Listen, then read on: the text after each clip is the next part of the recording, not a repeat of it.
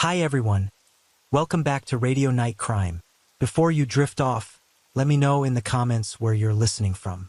If you're enjoying the stories, don't forget to like and subscribe. Now let's relax and jump into tonight's case. Story 1. Jonathan was born in Michigan in 1994 to Jennifer and Michael.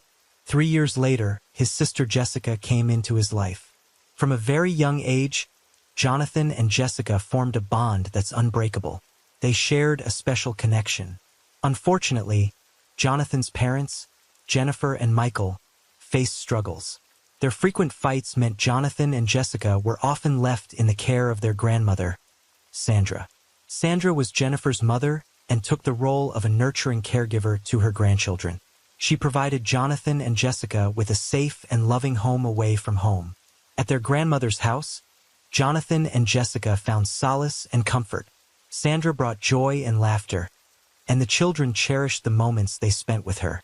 She was married to Fred Lane. Together, Sandra and Fred created a family unit that nurtured and protected Jonathan and Jessica. In 2008, after enduring years of turmoil, Jennifer and Michael divorced. When Jonathan was a Central High School senior, he faced a challenging and unexpected turn of events. His mother made the decision to move the family from Michigan to Arizona. The move was difficult for him, as he was leaving behind the only life he had ever known. The situation only worsened for Jonathan and his family when they arrived in Arizona. Shortly after their relocation, his young sister Jessica became gravely ill. After undergoing extensive tests and examinations, doctors discovered a tumor on Jessica's brain. Jessica's diagnosis was devastating for the entire family. Jessica underwent surgery the very next day to remove the tumor. The operation was successful, but it came at a cost. She endured a lengthy recovery, requiring her to stay in the hospital for a whole month. During this time, Jennifer devoted all her time and attention to her daughter's well-being, sacrificing her own needs, which left Jonathan feeling isolated and alone. He had to cope with the pressure of being a teenager in a new state while facing the absence of his mother and sister. Recognizing the strain that Jonathan was going through, Sandra, his grandmother, reached out to Jennifer. Deeply concerned about her grandson's well-being, Sandra suggested sending him north to Michigan to live with her and her husband, Fred. She believed that being around familiar surroundings and old friends would provide Jonathan with some solace during this difficult time. Jonathan was a good kid, but he still possessed the youthful energy and unpredictability that comes with being a teenaged boy. Jennifer worried whether her 74-year-old mother Sandra would be capable of caring for him. However, Sandra reassured Jennifer that she was more than capable of taking care of him.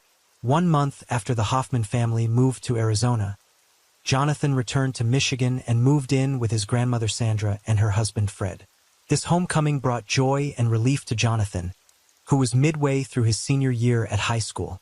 He was thrilled to be back among his friends and family, feeling a sense of comfort and belonging he had missed while away. Jonathan's friends agreed that he was shy at first, but when he opened up, he was a lot of fun and loved to make people laugh. He had a zest for adventure and was always up for trying new things. When he returned to Michigan and Farmington Central High School, his friends were thrilled to have him back. Jennifer, his mother, missed her son greatly and made the trip to Michigan to visit him for 2 weeks. Despite Jonathan's apparent happiness living with his grandmother, Jennifer discovered that he had been smoking cannabis. However, Jonathan's dabbling in illegal substances did not extend to harder drugs. Although Jennifer was not happy about his cannabis use, she considered this typical teenage experimentation. It was difficult for Jennifer to return home after her trip with her son. With a heavy heart, Jennifer bid farewell to Jonathan, feeling confident that he would be in good hands. As Jennifer made her way back to Arizona, her mind filled with thoughts of her son's well-being. She reassured herself that her mother would never allow any harm to Jonathan, her grandchild. However, Jennifer could not have been more wrong. Little did Jennifer know that Jonathan was in grave danger, and it was at the hands of his grandmother Sandra. In a matter of weeks, Jonathan would be dead. On May 19, 2017, at 5:27 p.m., Jonathan Hoffman made the panicked call to 911. his voice trembling as he relayed to the dispatcher that his grandmother had shot him and he was dying. The dispatcher quickly sprang into action, dispatching police and paramedics to Jonathan's residence. As she spoke to him, she tried to reassure him that help was on the way, her voice steady amongst the chaos and fear in his voice. There was an ominous silence on the line, and for a moment, the dispatcher feared that the connection had been dropped or that Jonathan had passed away. But then, just as her heart sank, she heard a barrage of gunfire erupt from the phone, followed by a pained cry. Jonathan shouted, "Ow!" as his voice cracked with terror as he told the operator that his grandmother had shot him again. The West Bloomfield Township Police Department officers were swiftly dispatched to the scene, arriving at Sandra Lane's house at 5:33 p.m. As they approached, they could hear gunfire coming from within the residence. The officers, trained to handle such situations, didn't hesitate to take the necessary precautions. They positioned themselves behind their patrol vehicles, providing cover for themselves. From their position, the officers observed a woman walking inside the house. They issued clear commands ordering the person inside to place their weapon on the ground. Time seemed to stand still, their hearts pounding with anticipation. Finally, after a tense moment, the officers heard the sound of a gun being secured. With the assurance that the person inside had secured the firearm, they decided to enter the residence. When the police made it inside the home, they found 74-year-old Sandra Lane standing in front of them, a Glock 17.40 caliber handgun at her feet. Staring at the police, Sandra said, "I murdered my grandson several times." Sandra was not crying. She was calm and stated the disturbing sentiment as a matter of fact. One of the police officers asked Sandra why she killed her grandson, but Sandra remained silent. 2 minutes after the police arrived at her home, Sandra was handcuffed and placed in the back of a patrol vehicle. Officers entered her home to find the victim, who Sandra said was her grandson, 17-year-old Jonathan Hoffman. Inside Sandra Lynn's home, the air was heavy with smoke, making it difficult to see through the haze. As they climbed the staircase, they reached the landing where Jonathan lay motionless, face down on the hardwood floor. Dressed in gym shorts and socks, the young man's body was riddled with gunshot wounds to his upper torso. Despite the severity of his condition, the medics managed to detect a faint pulse. With urgency, Jonathan was rushed to Botsford Hospital, where a team of medical professionals worked tirelessly to stabilize his condition. However, their efforts proved futile, and after 30 minutes of intense medical intervention, he was pronounced dead. After the ambulance rushed Jonathan Hoffman to the hospital, Sandra Lane's home was secured as a crime scene. The residence spanned 3 levels, and nearly every room was filled with signs of violence and blood. Crime scene investigators arrived and carefully examined the area, searching for clues that could shed light on the shocking events. As investigators descended the basement staircase, they were immediately struck by the presence of footprints and bloodstains on the ground. The investigators carefully preserved this evidence. Moving further into the house, the team came across 10 bullet casings scattered in various areas. Each casing was collected. One of the investigators noticed a bullet hole in the drywall. In the search for more evidence, the investigators made their way to the second floor. There they discovered a gun case filled with ammunition. While the investigators were busy collecting evidence, they took special care to photograph Sandra, her face, arms, and hands. While sitting in the back of the patrol car, Sandra became very upset and started to cry. In the middle of the chaos, Fred Lane, Sandra's husband, showed up outside of the house with their dog. According to Fred, he had been gone for an hour, having taken the dog for a walk after Sandra asked him to. Fred was stunned to learn that his wife had admitted to shooting and killing their grandson Jonathan. Once Jonathan was pronounced dead at the hospital, the police faced the challenging task of informing his family that their beloved son was murdered by his grandmother, Sandra Lane. As detectives delved deeper into the case, they learned that Jonathan had been living in Michigan while his parents and sister were residing in Arizona. When the detectives broke the devastating news to Jennifer, informing her that her mother had shot and killed her beloved son, she was left in a state of stunned disbelief. It seemed inconceivable that someone who was supposed to love and cherish their grandchildren could commit such a heinous crime. Everyone knew that Jonathan was his grandmother's favorite, which made it even more unfathomable how he ended up dead at Sandra's hands. As the day wore on, around 7:30 p.m., the police decided to take Sandra Lane to the hospital for a health evaluation, given her advanced age. As they waited in the emergency room, Sandra insisted that Jonathan had never hurt her. She described him as a good boy who never harmed anyone. After a medical assessment, the doctors cleared Sandra of any suspicious injuries. With this, the police decided to place her back into the patrol car and take her to the police department for questioning. On May 20th, after midnight, Sandra's attorney met her at the police station. Before she provided her official statement to the police, Sandra sought legal advice from her attorney. When the detectives eventually met with Sandra and her attorney, Sandra's story dramatically changed. At the hospital, she had initially told police that her grandson was not involved in the incident. However, during their meeting at the police station, she claimed that Jonathan and she were engaged in an altercation which involved yelling and screaming. During this altercation, Jonathan kicked her in the stomach, causing her to fear for her life. According to Sandra, Jonathan had been exhibiting strange behavior and signs of anger lately. Jonathan had been coming and going from her house at all hours of the night, and he often brought people over whom she did not particularly care for. Furthermore, Sandra had noticed valuables missing from her home, leading her to suspect that Jonathan or his friends may have been involved in theft. Sandra also mentioned that her grandson has a history of getting into trouble with the law. Sandra claimed while Jonathan was driving, an officer pulled him over and it was discovered that there was cannabis in his car. However, that did not deter him from engaging in similar behavior. Just a short time later, Jonathan was again stopped by an officer, and this time it was discovered that he was in possession of Adderall. In addition to the aforementioned incidents, Sandra also recounted a time when she had to call 911 due to Jonathan's aggressive behavior. During that particular incident, Jonathan was yelling obscene things at her. However, when the police arrived, Sandra implored them not to arrest Jonathan.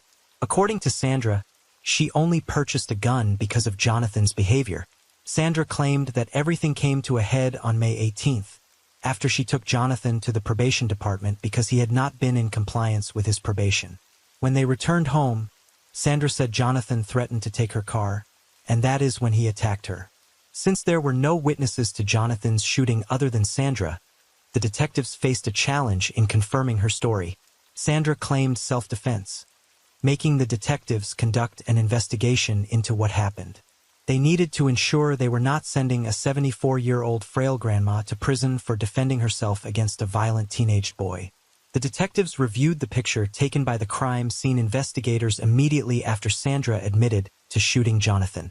However, the detectives did not find any signs of violence on Sandra. Not a single scratch was present, which would be expected if she had been in a struggle. During her court arraignment, the judge ruled that Sandra should be held with bond as she awaited trial at the Huron Correctional Facility. Paul Walton, the prosecutor assigned to the case, felt that the 911 call made by Jonathan contradicted Sandra's claim of self-defense. When Paul listened to the call, he noticed a significant period, approximately 2 minutes and 51 seconds, of silence before Sandra fired another shot at Jonathan. Based on Walton's observations, it seemed that Jonathan was already severely injured and posed no immediate threat to Sandra. However, Sandra's defense attorney presented a different argument. They contended that Jonathan was still a threat despite his injuries. The defense highlighted a portion of the 911 call where Sandra is heard yelling, "Let go," during the altercation, suggesting that Jonathan was still coming for his grandmother, even though he was injured. The defense attorneys for Sandra Lane argued that she was nothing more than an innocent and loving grandmother. They argued that the end of the 911 call, where Sandra can be heard saying to a grandson who was bleeding out to lie down and that she was going to get him some water, proved that point. According to the defense, these statements showed Sandra's true nature as a compassionate and caring woman. Prosecutor Walton was confused by Sandra Lane. Was she a loving grandmother who had no alternative but to take the life of her grandson in a tragic circumstance? Or was she a cold-blooded murderer who pursued her grandson, ultimately shooting him like an animal in the woods? To gain a deeper understanding of Sandra Lane, Prosecutor Walton initiated a series of interviews around town. These testimonies, all of who were interviewed, painted a consistent picture of Sandra as an ordinary grandmother. Sandra frequented the local salon weekly, actively participated in her synagogue, taught Sunday school, and volunteered her time. She was also known for her generosity and affluence. What struck the detectives most was the overwhelmingly positive feedback from those who knew Sandra. They described her as deeply bonded to her grandchildren, especially Jonathan. The testimonies seemed to contradict the horrific act she had admitted to committing. However, a different story emerged when the detectives interviewed Jennifer, Sandra's daughter, and Jonathan's mother. Jennifer provided a different take on her mother's character, contradicting the image presented by the community. Jennifer claimed that her mother was not the warm and compassionate person portrayed by others. Instead, she painted a different picture, describing her mother as a controlling and abusive person. According to Jennifer, when she grew up, her parents constantly fought, and there were times when Sandra physically assaulted her. Jennifer stated that her father was often absent, leaving her mother complete control over the household. As a result, Sandra acted like a tyrant going on tirades. Eventually, Sandra said her father went on one trip and never returned. Several years after her father's disappearance, Sandra remarried a man named Fred Lane. Jennifer noticed a significant change in her mother's behavior. Sandra expressed a deep love for Fred and believed that he was a good man who brought stability to their home. Initially, Sandra's arguing and controlling behavior seemed to subside. However, Jennifer claimed that after she gave birth to her first child, Jonathan, Sandra once again tried to impose her control. According to Jennifer, her mother, Sandra, became obsessed with her baby, to such an extent that Jennifer often joked that she thought Sandra wanted to kidnap the baby and take him away from her. Jennifer believed that Sandra's obsession bordered on an unhealthy level. After Sandra was charged with murdering her grandson, Jonathan, the community of West Bloomfield rallied around her. There were a significant number of residents who believed that Jonathan was a drug user who deserved to be killed. In response to this sentiment, members of the community began posting supportive messages on social media, expressing their encouragement for Sandra, referring to her as Granny, and using the hashtag #GoGrannyGo. To the public, Jonathan was portrayed as a monster, while Sandra was depicted as an innocent and frail older woman. Jennifer shared that most of her family had accepted Sandra's self-defense narrative and had turned their backs on the memory of both Jonathan and herself. Sandra's husband, Fred, stood by his wife's side throughout the ordeal, offering unwavering support. The medical examiner determined Jonathan Hoffman's manner of death to be homicide. Jonathan's cause of death was the multiple gunshot wounds he sustained. Examination of the wounds revealed the presence of stippling, which indicated that the gun was fired at Jonathan from varying distances. In addition to the gunshot wounds, a toxicology report was conducted on Jonathan's body. The report revealed the presence of synthetic marijuana, also known as spice. At the time, spice, specifically K2, was prevalent among teens and young adults in West Bloomfield. This substance could be purchased at gas stations without identification, and there were several reports of individuals taking it and experiencing adverse reactions, such as violent behavior. Interestingly, 1 month before Jonathan's death, there was a murder involving another student from the same high school. Michael Cipriano, a student like Jonathan, murdered his father Robert following a verbal confrontation. It was reported that Michael was under the influence of spice at the time of the attack. Jessica, Jonathan's sister, had a deep love for her brother, but she was aware of his emotional and sometimes violent tendencies. Despite not wanting to think about it, she began to wonder if her brother had hurt their grandmother, which is why she shot and killed him. 2 months after Sandra was arrested at a circuit court arraignment, she was indicted on 2 more charges: possession of a firearm and the commission of a felony, and a unique indictment called open murder. Open murder is only in effect in select states, including Nevada and Michigan. It encompasses both first and second-degree murder charges. Prosecutor Paul Walton was concerned about the jury's potential reluctance to convict a grandmother of premeditated murder. As a result, he decided to present the jury with a broader range of options, a decision that displeased the defense. They felt that the prosecution was copping out on their job. In 2013, Sandra Lane went on trial for the murder of her grandson. News of the killing spread, garnering national attention. Many people blamed Jennifer, Jonathan's mother, for allegedly sending him with Sandra to Michigan. There were those who posted on social media criticizing Jennifer and suggesting her son deserved to die, along with Jennifer herself. During the trial, Sandra Lane's defense attorneys focused on portraying her as an innocent and loving grandmother. However, the state put forth a contradicting argument. Attempting to disprove her claims of self-defense, Prosecutor Walton presented the jury with the images taken after the shooting, which depicted Sandra. He argued that these images indicated inconsistencies in her account of the altercation. One of the notable discrepancies pointed out by Prosecutor Walton was that Sandra's clothes were not ripped, her jewelry was not torn off, and her glasses were still fixed in place. Additionally, her hair remained styled. This evidence implied that there was no physical struggle between Sandra and Jonathan, as she had claimed.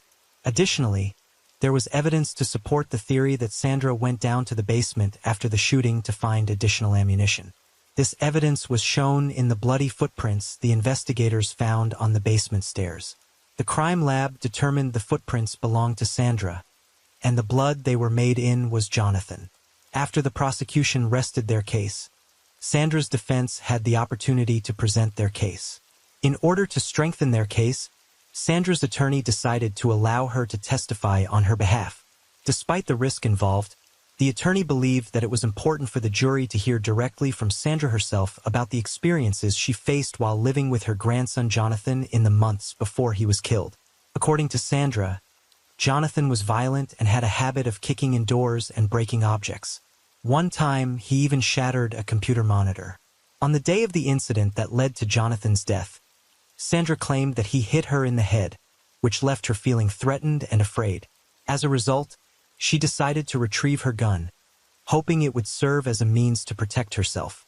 Her intention, according to her testimony, was not to kill her grandson, but rather to stop him from getting back up and attacking her again. However, during cross-examination by Prosecutor Paul Walton, Sandra's defense began to crumble. When pressed by Walton, Sandra admitted that her motive for obtaining the gun was not fear for her safety, but rather wanting Jonathan to listen to her. This admission weakened her credibility as a witness and made it more difficult to argue self-defense. Experts testified that the K2 spice detected in Jonathan's urine at the time of his death indicated he was not actively under the influence of the drug during the time of his death. The location in the urine suggested that the drug had gone through his system, dismissing Sandra's claim that Jonathan was high on the drug and violent. Following the presentation of the evidence presented at the trial, the jury deliberated for 2 days before returning with a guilty verdict for second-degree murder and use of a firearm during the commission of a felony. Sandra was sentenced to 20 years of imprisonment.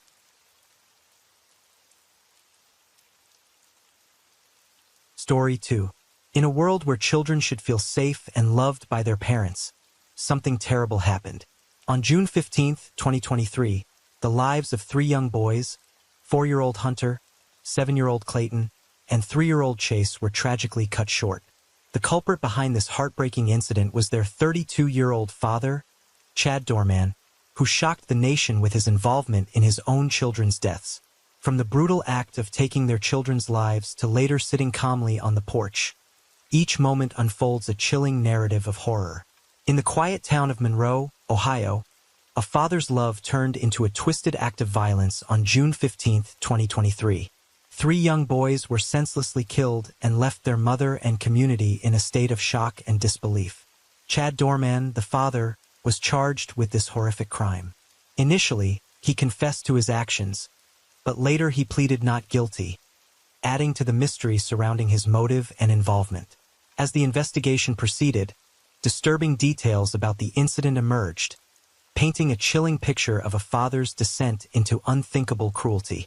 As the legal proceedings continued, the world watches anxiously, hoping for justice for the innocent lives lost and searching for answers to the haunting question. What could drive a father to commit such a horrific crime against his own children? Chad Christopher Dorman, a 32-year-old from Claremont County, Ohio, was married to 34-year-old Laura. They have a teenage stepdaughter named Alexis, who was 16 years old. Chad and Laura also had 3 young sons together, aged 3, 4, and 7, named Hunter, Clayton, and Chase, who always stayed together and loved sports. They were funny and sweet boys. Laura, their mom, stayed at home while Chad worked to support the family. They lived in a simple 3-bedroom, 2-bathroom house in New Richmond, a small town of about 2,800 people along the Ohio River in Claremont County. They were an ordinary family until tragedy struck. So, on June 15, 2023, Chad came home from work a bit earlier than usual. He then decided to take a nap with his family, so he invited his wife Laura and their 3 sons to join him in their bedroom. They all sat together and were having a good time, laughing and chatting. But little did Laura know that those moments of happiness would soon turn into unimaginable horror. After a few minutes of chatting and laughing, Chad got up and opened the gun safe, which was right next to their bed. He took the Marlin Model HC-22 rifle, loaded the magazine, and shot his 4-year-old son Hunter twice. His daughter Alexis was watching television in the family room when she heard the sound of a gunshot. She hurried to the primary bedroom to see what had happened. As she reached the doorway, she witnessed the horrifying sight of her brother being shot. Alexis was terrified.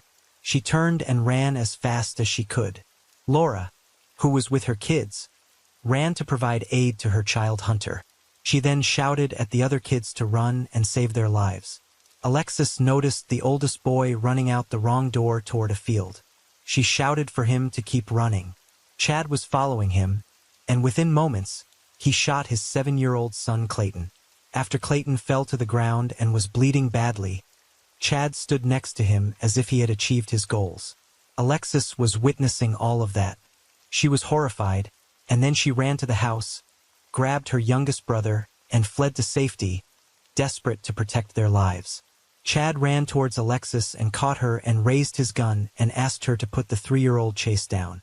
Alexis cried and pleaded with Chad not to shoot her and also begged him to stop. Chad tried to shoot her in the head, but luckily he ran out of bullets. At that moment, Alexis ran to the fire station where she urgently stopped a woman who was passing by her house. She told the woman that her stepfather killed all her family. The woman then called 911 at 4:15 p.m. Meanwhile, 3-year-old Chase returned to his mother. Suddenly, Chad and Laura started arguing over Chase. Chad tried to pull Chase out of Laura's arms, but she was holding on to him tightly, trying to protect him. Shockingly, Chad then bit Laura and then pressed the gun against her thumb and fired. Laura dropped Chase because she was wounded badly. Chad then shot Chase in the head and later arranged the lifeless bodies of all 3 children in a line. After killing all 3 of them, he sat calmly on his front porch, acting like nothing happened. While Laura was inside the house, she was continuously shouting for help. After the 911 call, the police arrived at the scene at 4:25 p.m. When police arrived, Chad was sitting on the porch of his house with a rifle beside him. The police officers quickly caught him and placed him in handcuffs. Chad appeared calm and did not resist being restrained. While one officer controlled him, the other attended to the 3 victims. Paramedics tried to save the children, but unfortunately they all died from their gunshot injuries. Later, Laura was taken to the University of Cincinnati Medical Center for her injuries. Chad Dorman's stepdaughter Alexis was lucky to have survived the shooting. She had managed to escape from the house. On the same day that he killed his 3 sons, June 15, 2023, Chad was when the police officers caught him. He was surprisingly calm and polite, behaving as though nothing had happened. Later, he was taken to jail for more questioning, and during the interrogation, Chad Dorman admitted to police that he had been planning the killings since October 2022. Chad also confessed to the investigators that he hadn't slept for 3 to 4 days because the thought of killing his own sons was unbearable. These revelations painted a disturbing picture of his state of mind leading up to the tragic events. The investigation continued and investigators explored whether Chad had a history of general violence. They also checked his phone records. Upon reviewing the records, it was also found that he mainly had traffic violations in Claremont County, with the exception of one incident when he was 18 involving criminal damage. Additionally, there was a domestic violence case in 2010 where he was accused of choking his father, Keith Dorman. Later, the case was dropped when Keith Dorman failed to appear in court to testify for the prosecution. These records provided insight into Chad's legal history and past interactions with law enforcement in the county. As the investigation was going on, one of the neighbors, Richard Kincannon, told a news channel he was angry every day. There wasn't a day he didn't yell at his wife and kids out there. He was very angry. Every day yelling at his wife, dogging her, downgrading the kids. Just very angry. And if they didn't do what he said, and I've seen it firsthand, but I never thought that he would do that.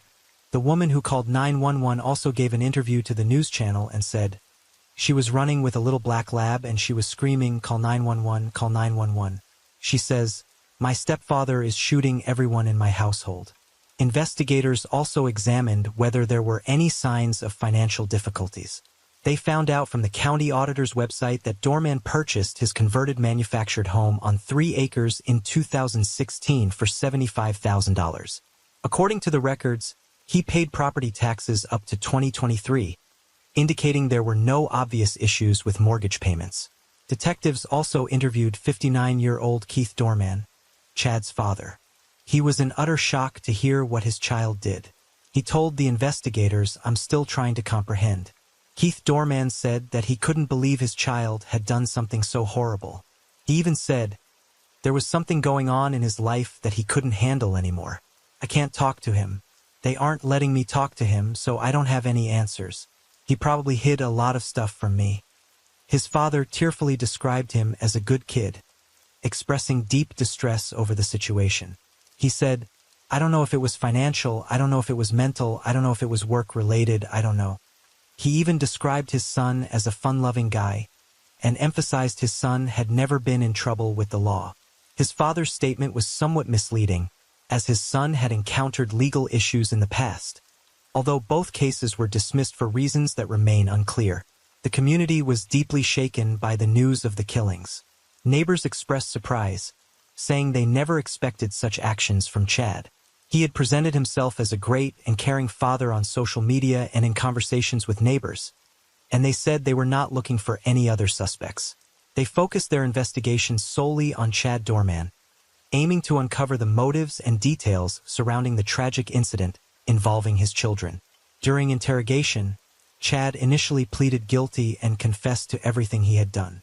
However, during the first court hearing on June 23, 2023, he maintained his innocence and entered a plea of not guilty to the charges against him. Later, during his court hearing on Friday, June 23, Chad looked very upset.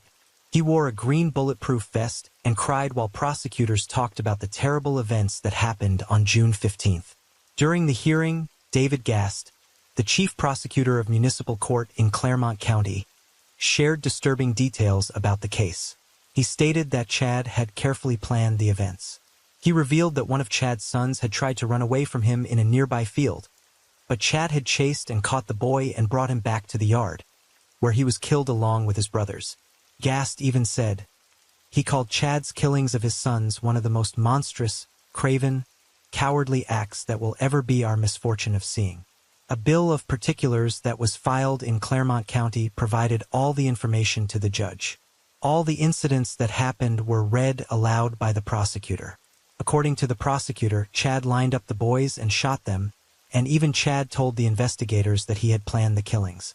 The prosecutor said when their mother tried to stop him, she was also shot in the hand. The prosecutor said that the father, Chad, shot 9 times, causing immense harm. One boy was hit once, while the other 2 were each shot 4 times. The prosecutor, Mark Teklov, told the judge how cruelly Chad killed his 3 sons. He said the brutal act left the family and community in a state of shock. Not only this, the prosecutor also said that Chad even confessed to the murder and said, "I did it. Take me to jail. I shouldn't have done that.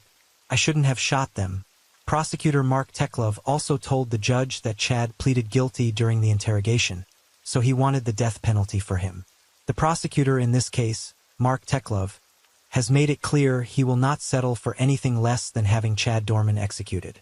After the court hearing, Teklov said to one of the news channels, "This is by far the most sickening, horrifying crime I have seen. I can only imagine the terror that these little boys felt and experienced as their father, their protector, was murdering them. We will do our utmost within my office to see this defendant never see the light of day again. First and foremost, I want to start out by expressing the deepest sympathy I have for this family, for this unspeakable tragedy. I can't go into a whole lot of comics because this is a death penalty case, and my goal is to have this man executed for slaughtering these 3 little boys." Teklov said that his goal is to have this man executed for slaughtering these 3 young boys. It was an incomprehensible act of horror that he perpetuated on the family. Initially, Chad faced a total of 21 charges related to the tragic events that unfolded on June 15, 2023. Specifically, he was accused of shooting and killing 3 young children, including 4-year-old Hunter, 7-year-old Clayton, and 3-year-old Chase, in an execution-style manner. What's more, now a grand jury has indicted Dorman on 21 counts, including 9 counts of aggravated murder, 8 counts of kidnapping, and 4 counts of felonious assault. Now, he could potentially face the death penalty if he's convicted on these charges. Initially, charges against him included 9 counts of aggravated murder, 8 counts of kidnapping, and 4 counts of felonious assault.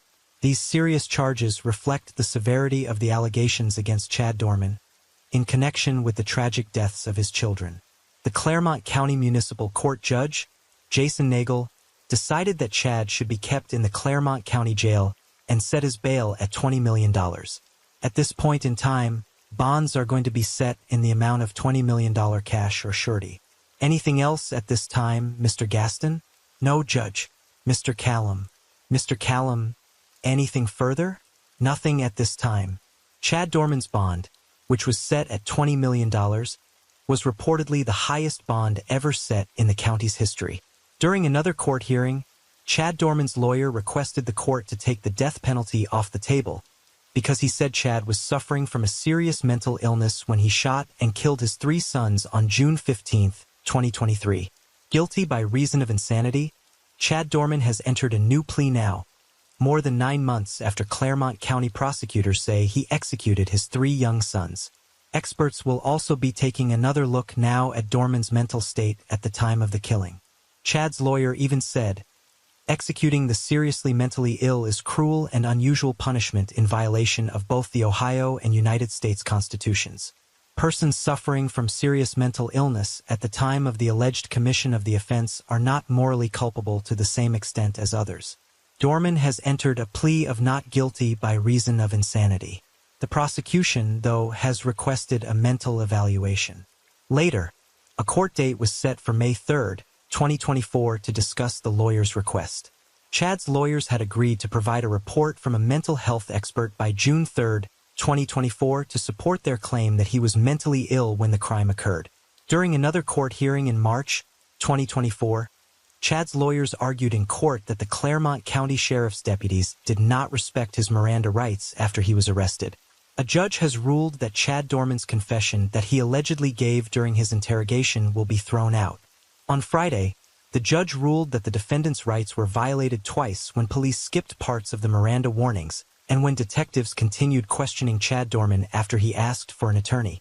The prosecution presented several witnesses, including police officers who responded to the scene.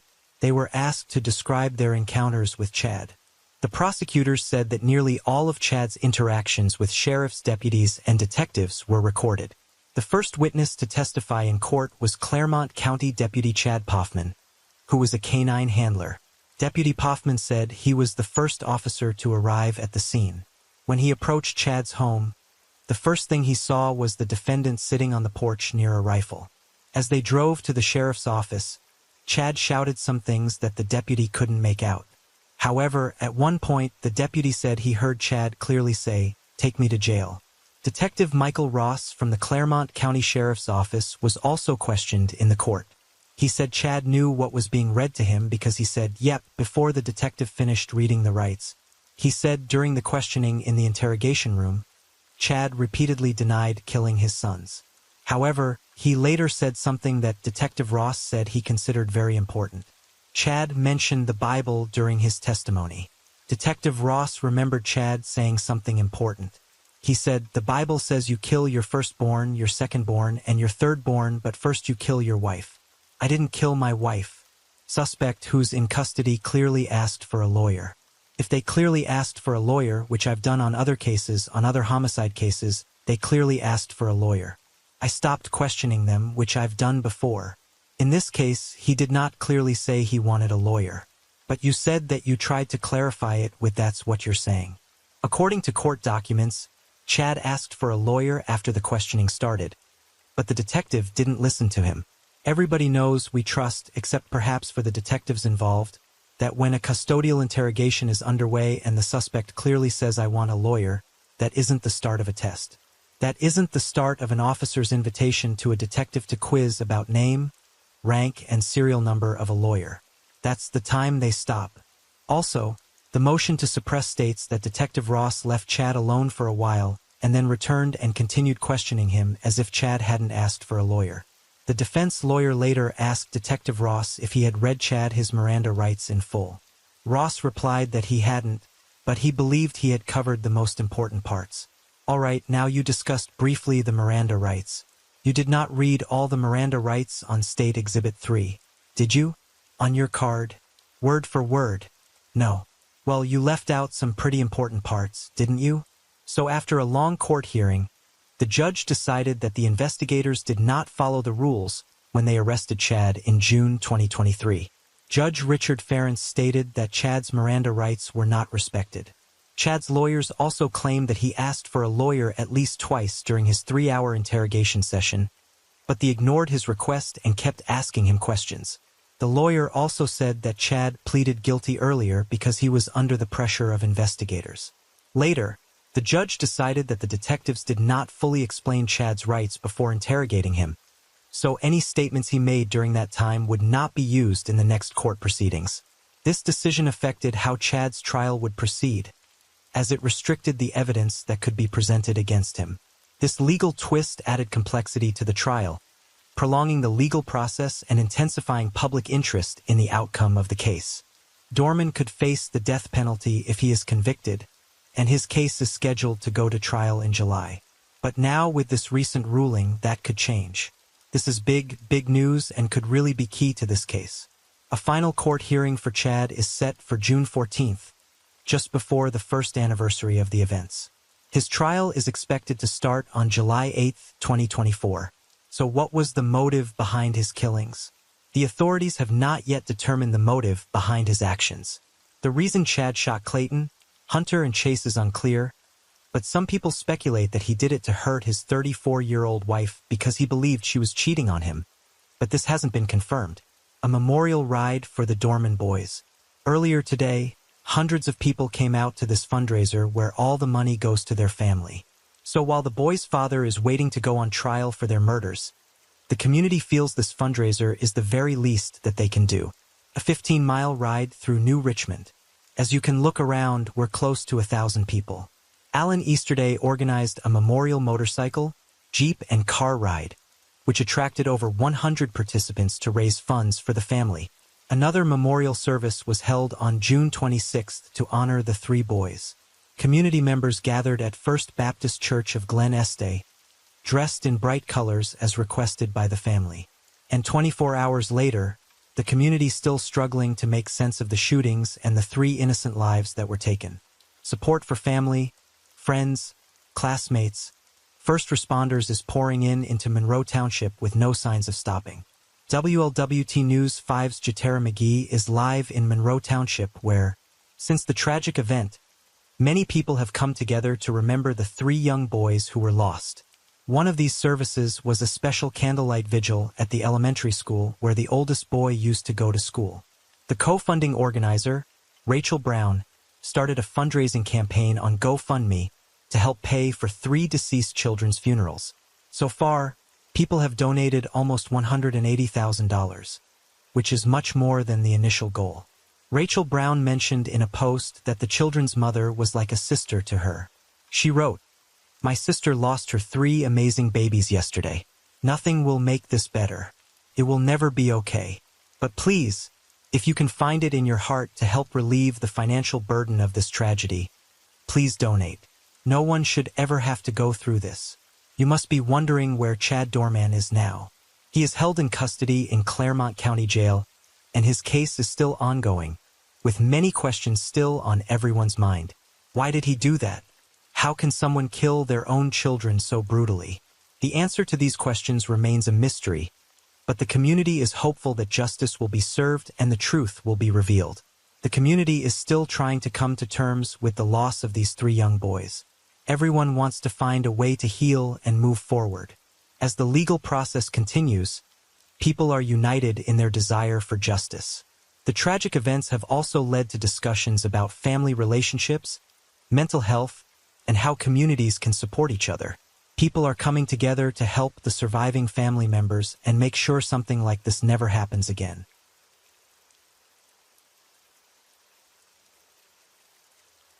Story 3.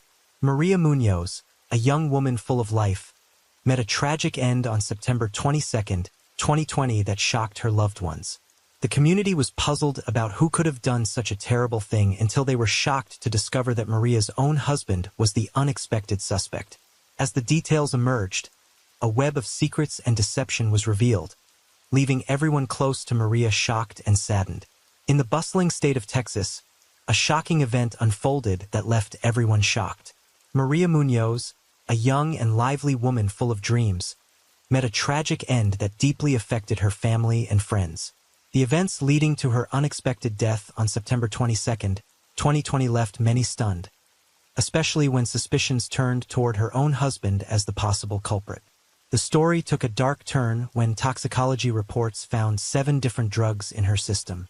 Also, it's hard to believe Maria's journal was also the key evidence that helped catch the killer. It's crazy to think that something Maria wrote down played such a big part in solving the case. As the investigation progressed, secrets began to surface, revealing a side of the story that nobody saw coming. Maria Munoz, born on January 25, 1989, was one of 3 children to Marisol Rodriguez and Jorge Luis Munoz. Growing up in a vibrant and loving household in Puerto Rico, she faced early loss when her mother passed away. Also, around that time, she met Joel Pellet. Despite this hardship, Maria took on the role of caregiver for her siblings, Marisol Munoz and Peter Hernandez. Maria and Pellet first met in Puerto Rico, Maria's home country. At that time, Pellet was a nursing student with big dreams, and Maria was also a nurse. Pellet was 11 years older than Maria, but despite the age gap of 11 years, they both tied the knot in 2011. Later, they moved to Laredo, Texas, where Pellet secured a prestigious position as a nurse anesthetist at a local hospital, bringing in a substantial income. Their newfound financial stability afforded them a life of extravagance, filled with luxury cars and extravagant vacations. Maria Munoz, age 31, lived in Laredo, Texas, as a full-time mother caring for her 2 young sons and her husband, Joel Pellet, aged 42. She left her job just to take good care of her children. Maria, a loving stay-at-home mom, cherished her 2 young boys. Every day, she would take them to the park to play and read to them before bedtime, showing her dedication as a mother. While she enjoyed being at home with her children, she also found joy in playing the piano as a hobby. Despite her happiness as a stay-at-home mom, she always held on to her dream of returning to school and becoming a nurse again. For a long time, everything appeared to be going smoothly in their relationship. Pellet would often share pictures of his wife and children, proudly talking about how wonderful they were to his friends and colleagues. However, behind the scenes, a different story was unfolding. In the year 2018, shortly after Maria welcomed their second son, those close to Pellet began to observe a shift in his behavior. He underwent a noticeable transformation, losing weight and gaining muscle. He also became increasingly sociable with other women, displaying flirtatious behavior that did not align with the conduct expected of a married man. He began removing photos that featured his wife and children, instead opting to post pictures of himself alone. This change in his online activity gave the impression that he was living a single life, without the responsibilities and commitments of a married man with a family. That same year, the colleagues observed Pellet becoming increasingly friendly with a surgical nurse named Janet Arredondo. Over time, it became clear that they both had started a secret relationship, carrying on an affair behind Maria's back. But in early 2020, Maria's worst fears came true. She found airline tickets that Pellet had bought for himself and Janet to travel to Europe. This discovery left Maria heartbroken and depressed. She had trusted him and thought their marriage was strong. But then she felt betrayed. Maria was devastated to learn that the life they had built together for 10 years was a lie. She didn't know how to move forward, feeling lost and alone. In the midst of her emotional breakdown, she sought help from a therapist to cope with the devastating truth about her marriage. The therapist prescribed medication to support Maria through her mental health struggles. Around this time, Maria turned to writing journals as a way to process her thoughts and emotions. Soon, things were getting worse between Pellet and Maria. So on September 19, 2020, Maria went to Janet's house and saw Pellet's car parked in the driveway. She confronted them at the house, and when he came out, Maria made him choose between her and Janet. In answer, he said he'll choose Janet. During the argument, Janet called the police, but Maria and Pellet had left by the time they arrived. The police called Maria while she was driving with Pellet, and they heard him yelling at her in the background. When they got home, he became so angry that he punched a hole in Maria's car windshield, which was an alarming display of force and anger. The following morning, on Sunday, September 20th, Maria sent Pellet a text message expressing her intention to hire a lawyer to help sort out their situation. However, he replied, suggesting that they handle things without involving lawyers, as he believed it would be too costly. Just a few hours after their text exchange, it seemed that he had a change of heart. He sent Maria an email expressing his deep sadness and inner turmoil. In the email, he conveyed his desire to sit down with Maria for an honest and non-argumentative conversation. This is what he said: "I am so sad I am hurting inside. I want to sit down with you to talk without arguing. A heart to heart." Maria replied to his email, and they both agreed to meet at approximately 5 p.m. the next night on Monday, September 21st. Before going to meet him, she was so nervous and then messaged her friend Yasmin Martinez that today they were going to meet. This is what she said: "I just ask if you can pray for me." But sadly, her prayers were not answered, and the meeting ended in a horrifying way. On September 22nd, 2020, Pellet dialed 911 in a panic, mentioning that his wife might have taken some prescription pills and was not breathing. Officer De La Cruz was the first who came to Pellet's house at around 1:40 a.m., and his body cam was also recording every detail. The officer found Pellet at the top of the stairs near the main bedroom. He was still wearing his green hospital scrubs and was doing CPR on his wife. Their 2 sons were sleeping in the rooms close by. As soon as the paramedics got there, they took over doing CPR on Maria. While first responders were working diligently to save Maria's life, another officer approached Pellet to inquire about the pills she had reportedly taken. Without hesitation, Pellet went to a nearby bathroom, searched through the medicine cabinet, and retrieved a bottle. He handed it to the officers, who later discovered it contained a prescription for clonazepam, a benzodiazepine medication used to manage acute anxiety, panic attacks, and sometimes epilepsy. Benzodiazepines, like clonazepam, work by slowing down the nervous system to induce a calming effect. Upon examining the bottle, the officer noticed that the pills were actually prescribed to Pellet, not Maria. Another detail that caught the officer's attention was that the pill bottle had been returned to the medicine cabinet. Typically, in cases of overdose, the pill bottle is found near the person.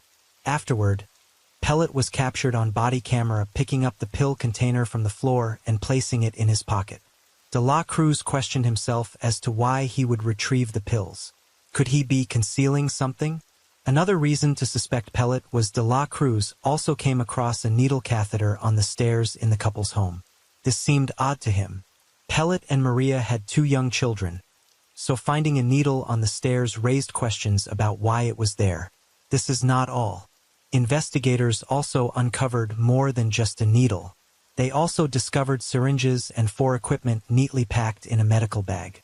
While this finding may seem ordinary given Pellet's profession as an anesthesia nurse, the presence of these medical tools outside a clinical setting raised intriguing questions for the investigators. Despite this unusual circumstance, Pellet informed the officers that Maria had been struggling with deep depression recently.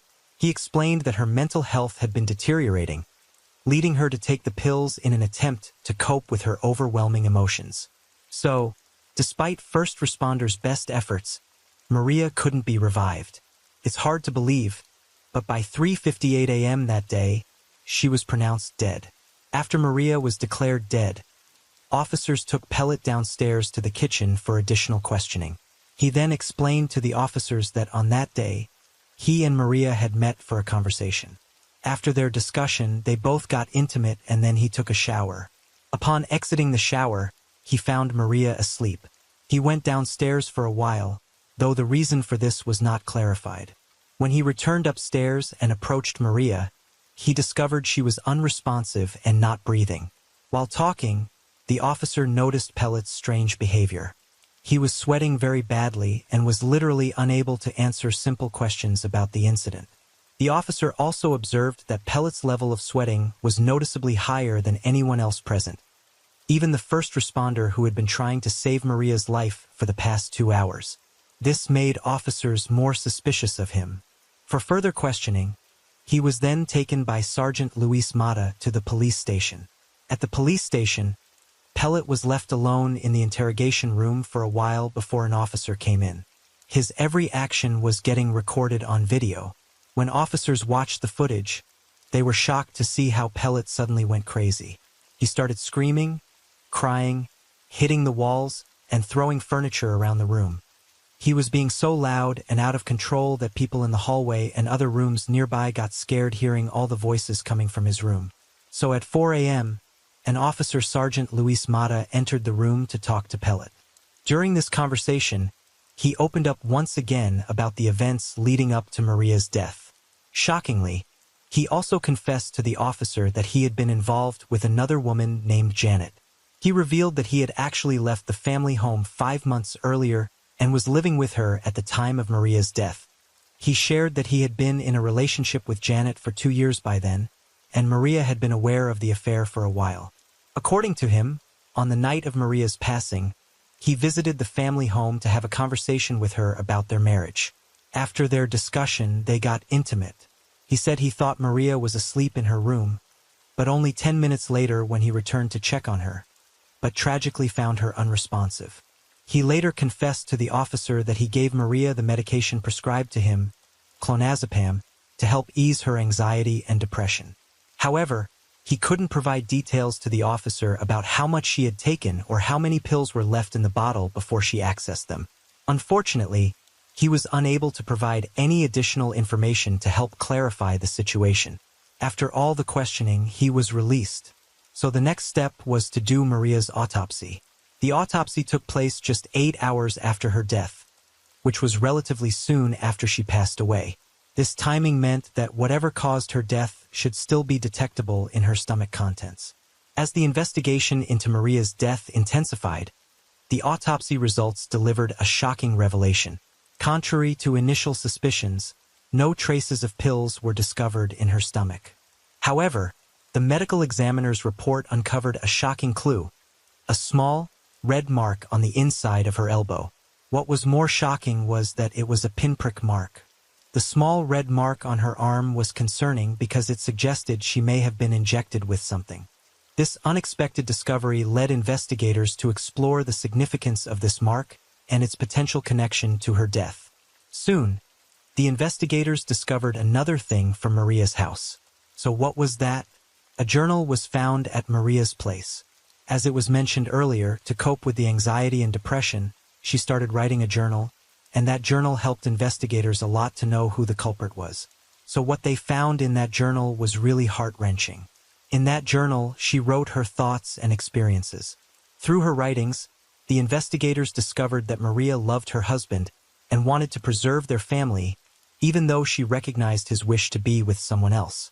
She wrote, in her journal entries, Maria detailed her heartbreak when Pellet left their Laredo home, leaving her to care for their 2 young sons. Her diary and recordings on her cell phone helped investigators uncover her husband's abusive behavior, documenting her emotional journey from grief to healing and a newfound optimism for the future. She also wrote in the journal, I don't want to be sad anymore. I don't want my heart to hurt. I don't want my mind to be in torture. Please, I beg you, O Lord.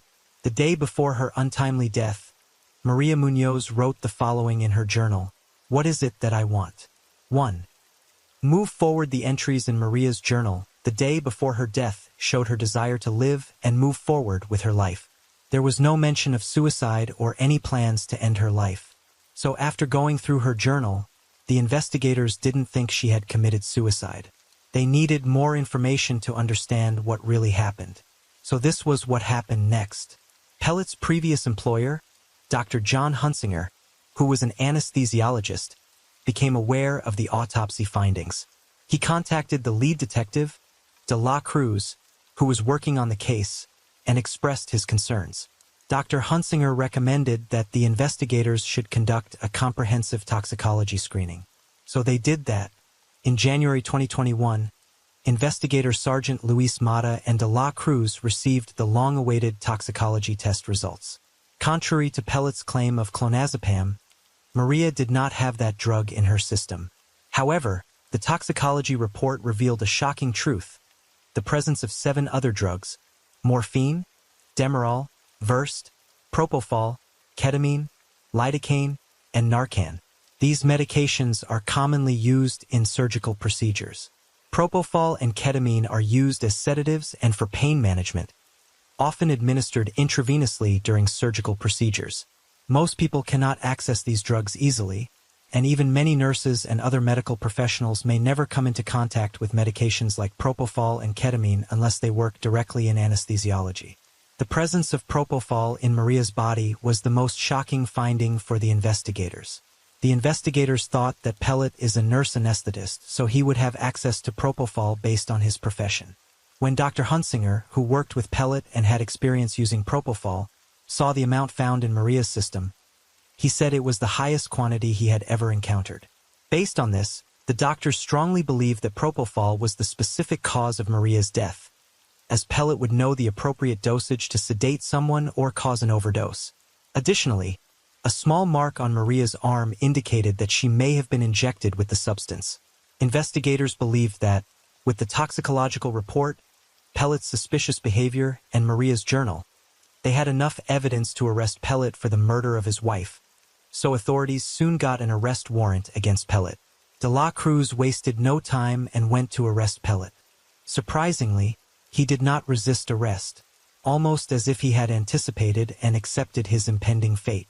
Soon he was taken to the police station, marking the beginning of a new chapter in the investigation as law enforcement officials prepared to question him again about the events surrounding Maria Munoz's tragic death.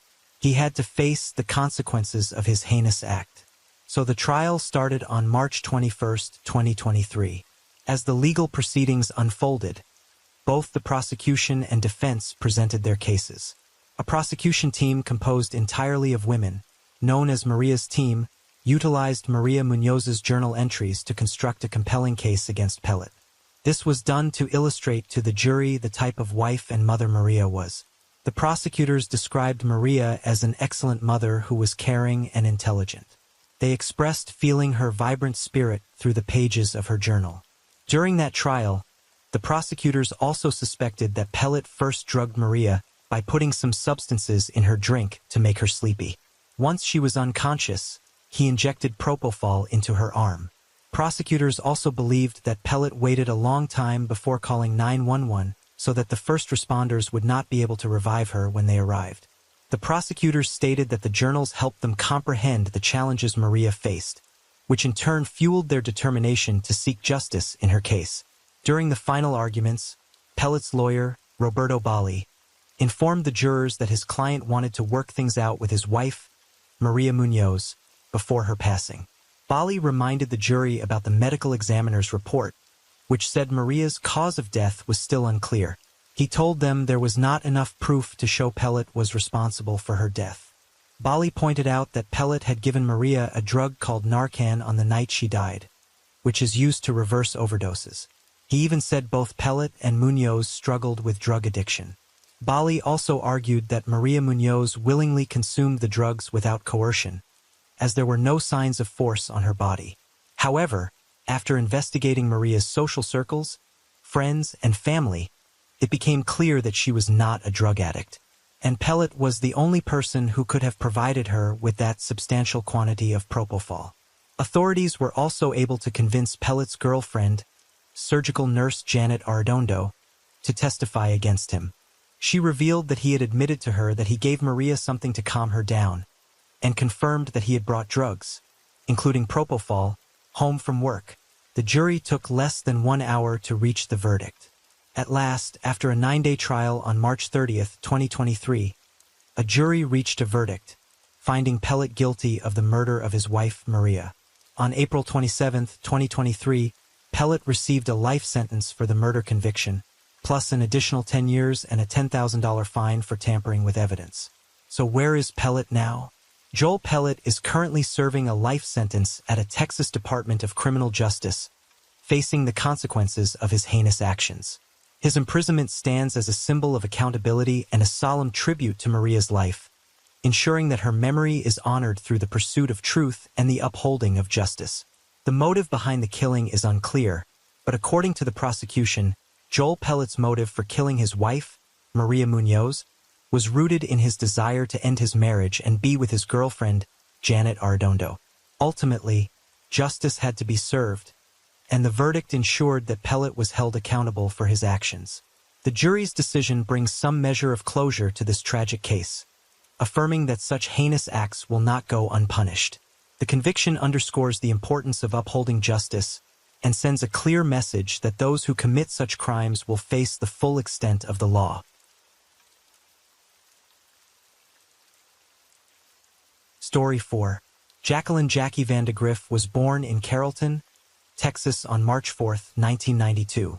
She was the youngest of 2 daughters. Throughout her life, Jackie resided in the colony in Frisco, Texas, where she was raised alongside her loving family.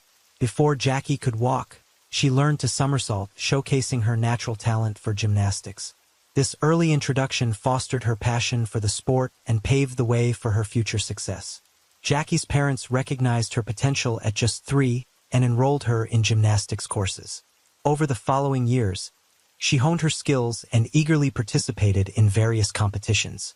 Jackie reached level 5 in the Texas State Gymnastics Association. Those who knew Jackie described her as a warm and compassionate person. Jackie had a heart of gold and genuinely cared about the well-being of others. She was a loyal friend who encouraged her loved ones to be the best versions of themselves. Through words of encouragement or simply being there to listen, Jackie's company brought comfort and joy to those around her. Jackie's kindness extended beyond human relationships. She deeply loved animals, was a lifelong vegetarian, and believed in supporting pet adoption from no-kill shelters. Her compassion extended to all living beings. Jackie was passionate about reading. Her favorite book series was Harry Potter, and she would lose herself in the magical world of Hogwarts. In addition to reading, Jackie had a deep love for music. Jackie's taste was eclectic, ranging from Pink to James Taylor and Rob Thomas. One of her greatest passions was musicals, especially Rent.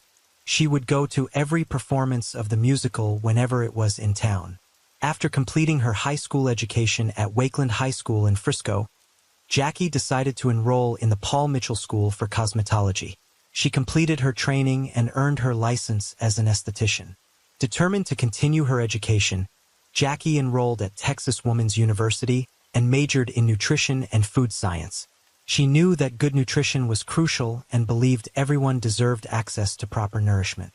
Jackie envisioned a future where she could educate others about the importance of eating well and empower them to make healthier choices.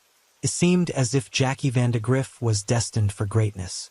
The college junior was on a path toward achieving her dreams and positively impacting the world. However, In the summer of 2016, a fateful encounter with an evil person would tragically end her life. On Wednesday, September 14, 2016, at around dawn, an officer with the Grapevine Police Department in Grapevine, Texas, received a disturbing call.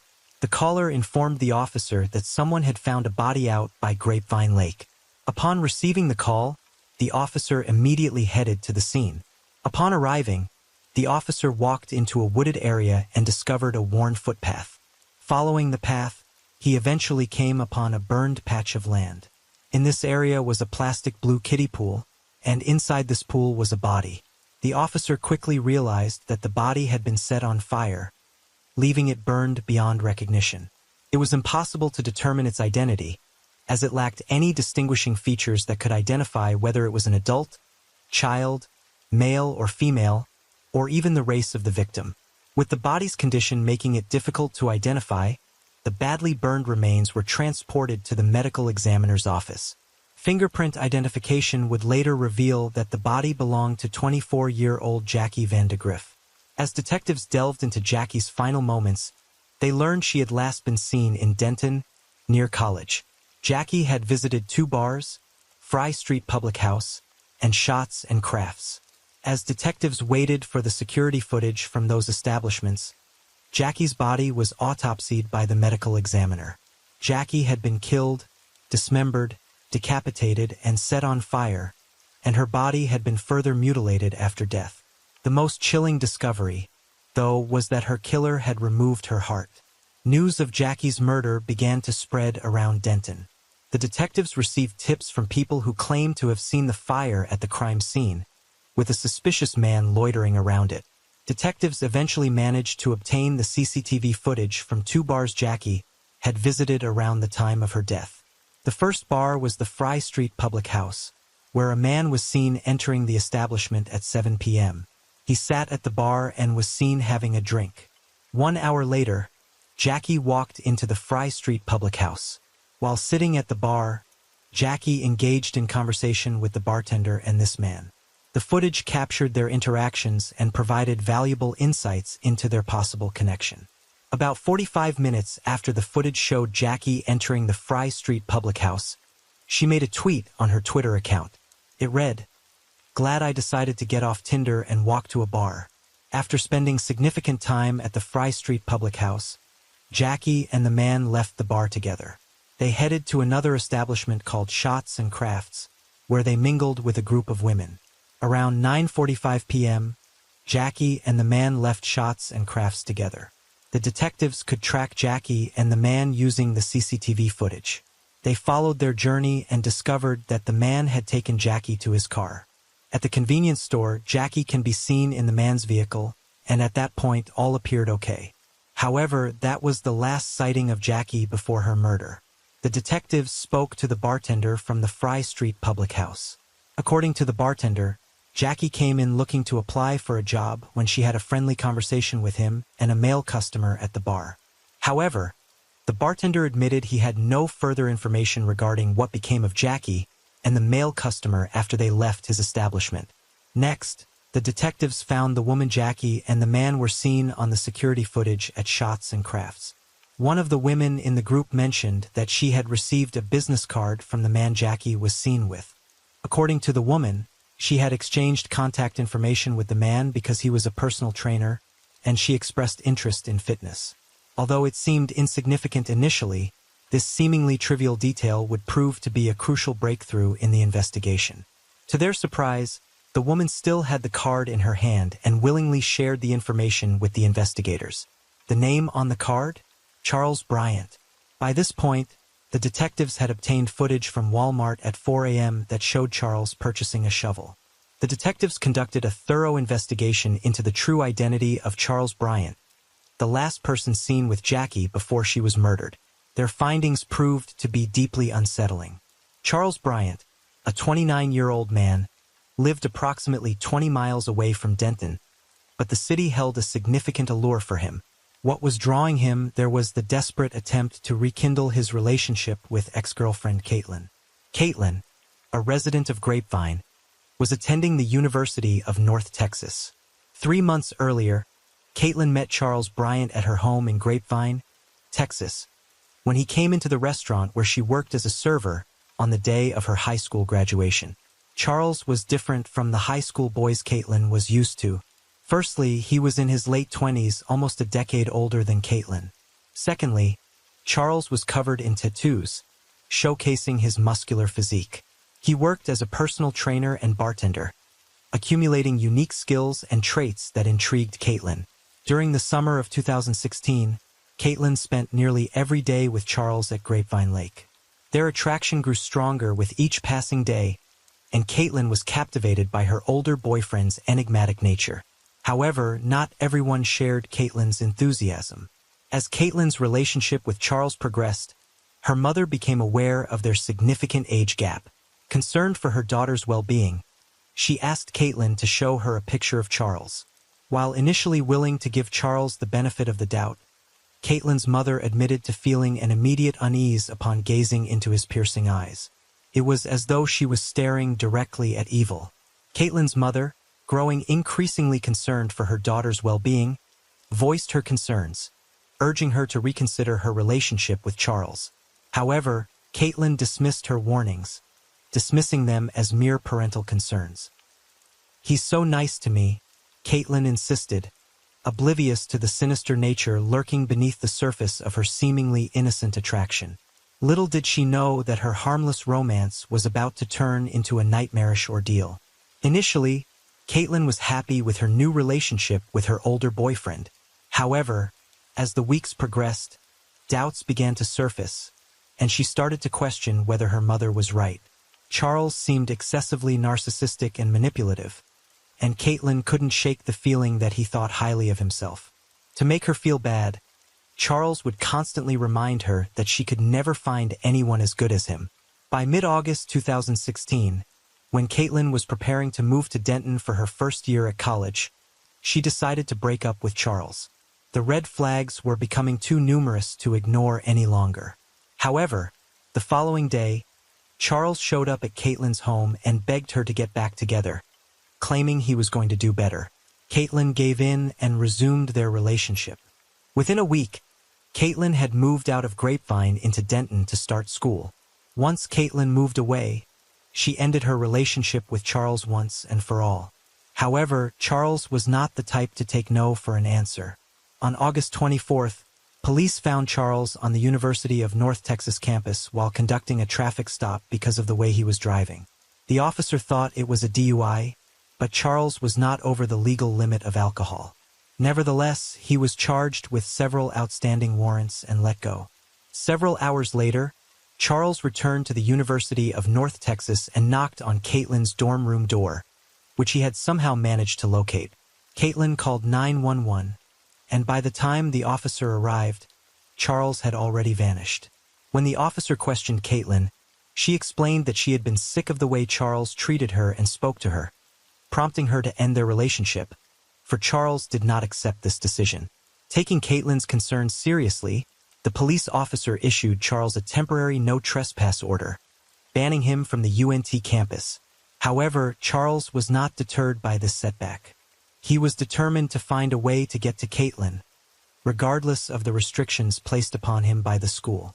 On August 31st, Charles stumbled upon Caitlin on her first day of a new job. Recognizing Charles, Caitlin asked him to leave. Caitlin scheduled a meeting with her manager to discuss the situation and request that he bar Charles from entering the business.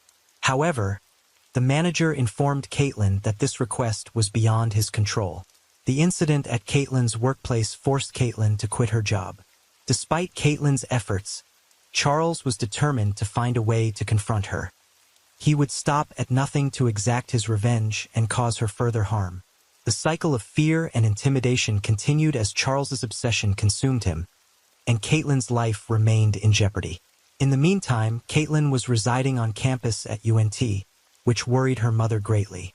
Concerned for her safety, her mother pleaded for her to return home so they could protect her. However, Caitlin was confident in her decision to stay in her dorm room, feeling safe within the confines of the university. On September 6th, a chilling incident occurred when Charles reappeared at Caitlin's dorm on the UNT campus. As he banged on the door to her room, Caitlin feared the worst and sought refuge in her suitemate's closet. From her hiding place, she could hear Charles urging her to come out, telling her he had something for her.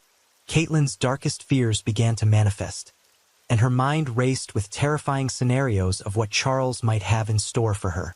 Terrified for her life, Caitlin made a split-second decision and called 911 while inside the low-cost, talking in hushed tones, fearing that Charles could hear her. The dispatcher repeatedly requested that she speak up, but Caitlin was too frightened to speak clearly. Despite the dispatcher's attempts, Caitlin's voice remained barely audible due to the overwhelming fear she experienced. As time went on, the police arrived at the scene, but unfortunately, Charles had already fled the scene. However, he left a chilling reminder of his presence, flowers, and a handwritten, 2-page letter addressed to Caitlin. The letter contained disturbing messages and further heightened the fear of the young woman. Minutes after the incident, officers managed to apprehend Charles outside campus, dressed in running clothes, as if he was exercising as a student. He was arrested for trespassing and released on bail a few hours later. Despite Caitlin's efforts to remove Charles from all her communication channels by blocking him on her phone, email, and social media, he continued to devise new ways to contact her. Charles created multiple accounts, ensuring that he maintained some form of communication with her. Recognizing that Charles's behavior had escalated, the police stepped in to assist Caitlin in obtaining a protective court order. On the very next day, she formally filed a petition for the order, which granted her legal protection from further harassment. However, even after his first arrest, Charles continued to try to communicate with Caitlin. These unwanted communications resulted in his second arrest for stalking, as he continued to violate the terms of the protective order. It was his third arrest within 2 weeks. Following his second arrest, Charles posted a $5,000 bond and was released from custody. While out on bail, Charles Bryant went to Fry Street, where Caitlin normally hung out. Detectives were positive Charles met Jackie Van de Grift there. Even though there was a lot of circumstantial evidence linking Charles to Jackie's murder, there was nothing physical. When the detectives helping Caitlin with her stalking case at UNT heard Charles was the prime suspect in a murder, they worried for Caitlin's safety. Caitlin said she was okay. Still, in the days following Jackie's murder, Charles sent her several photos, texts, and emails. On September 18th, the police arrested Charles for violating Caitlin's protective order. While Charles was in jail on those charges, the detectives hoped to find more evidence connecting him to Jackie's death. Detectives questioned Charles, and when shown a picture of Jackie, he said he saw her at the bar but knew nothing about her.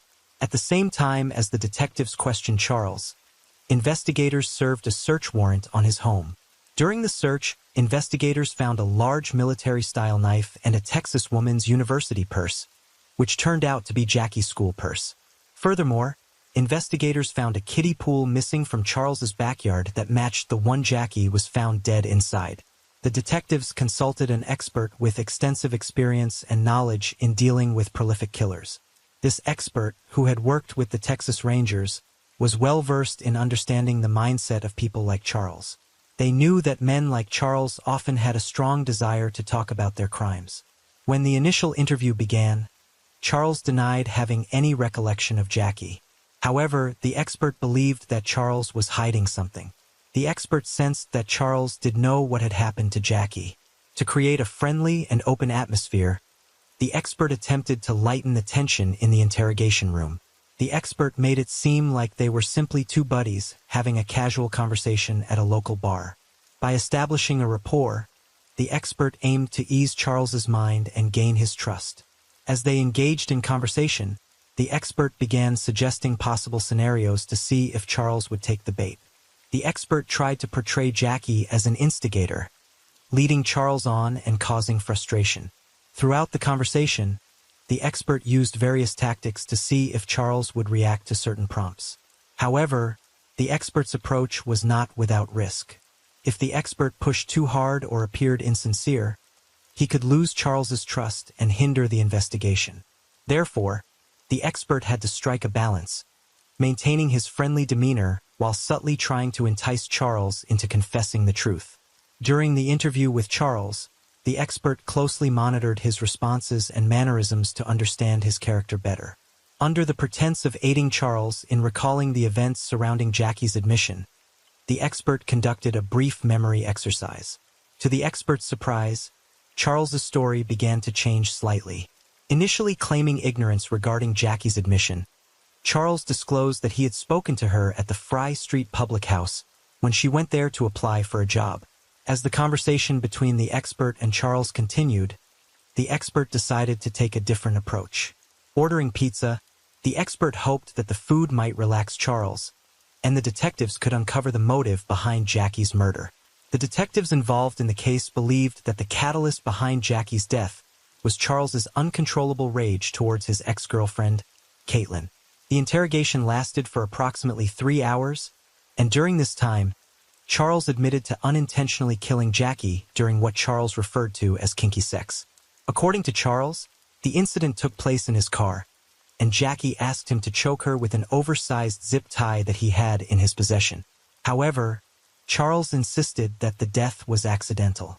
Charles claimed that neither he nor Jackie had tightened the zip tie. It had just happened.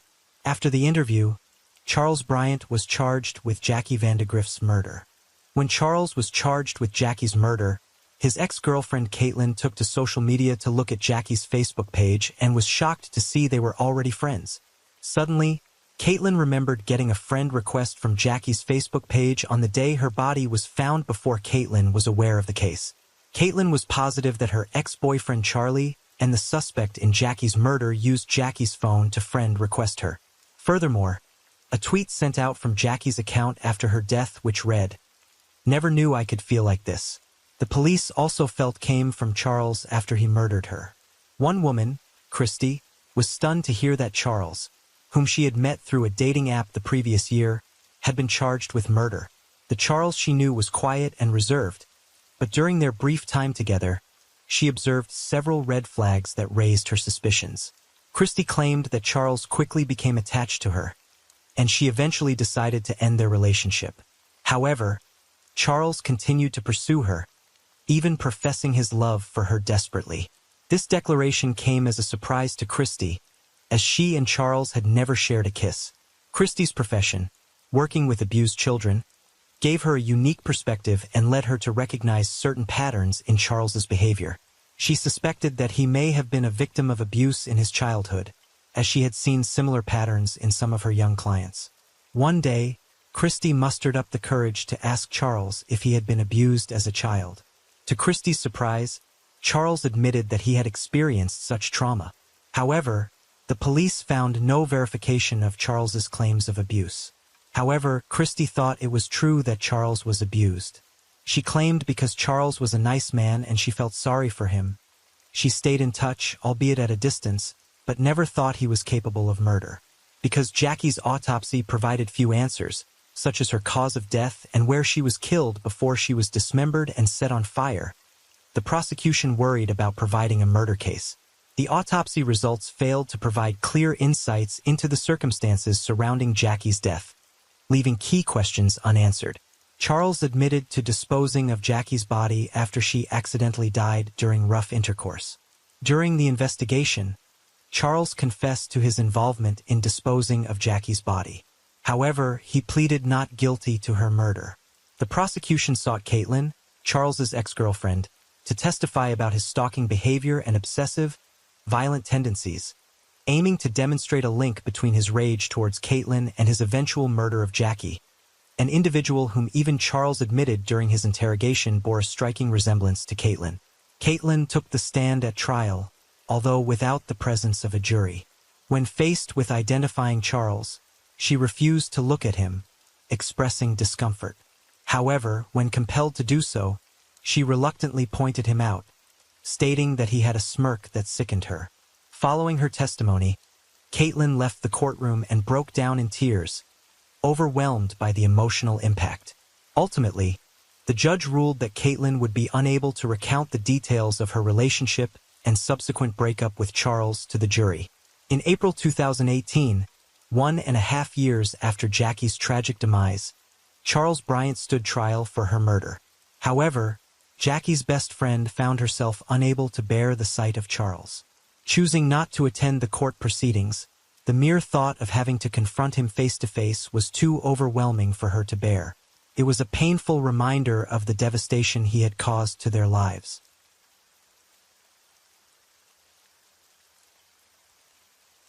Story 5. Heidi Ferks, a beloved member of her small Minnesota community, had her life tragically cut short on April 25, 2010 in a brutal murder that left everyone stunned. Who was the culprit? Her own husband. Over a decade later, her husband Nick Ferks got arrested and convicted for her senseless killing, shattering the trust of all who knew them. As the trial progressed, the community was completely surprised by the shocking truths that came out and the discovery of a complicated set of lies that had been kept secret for a long time. In the small town of St. Paul, Minnesota, where everyone knew each other's names, a brutal crime shook the community to its core.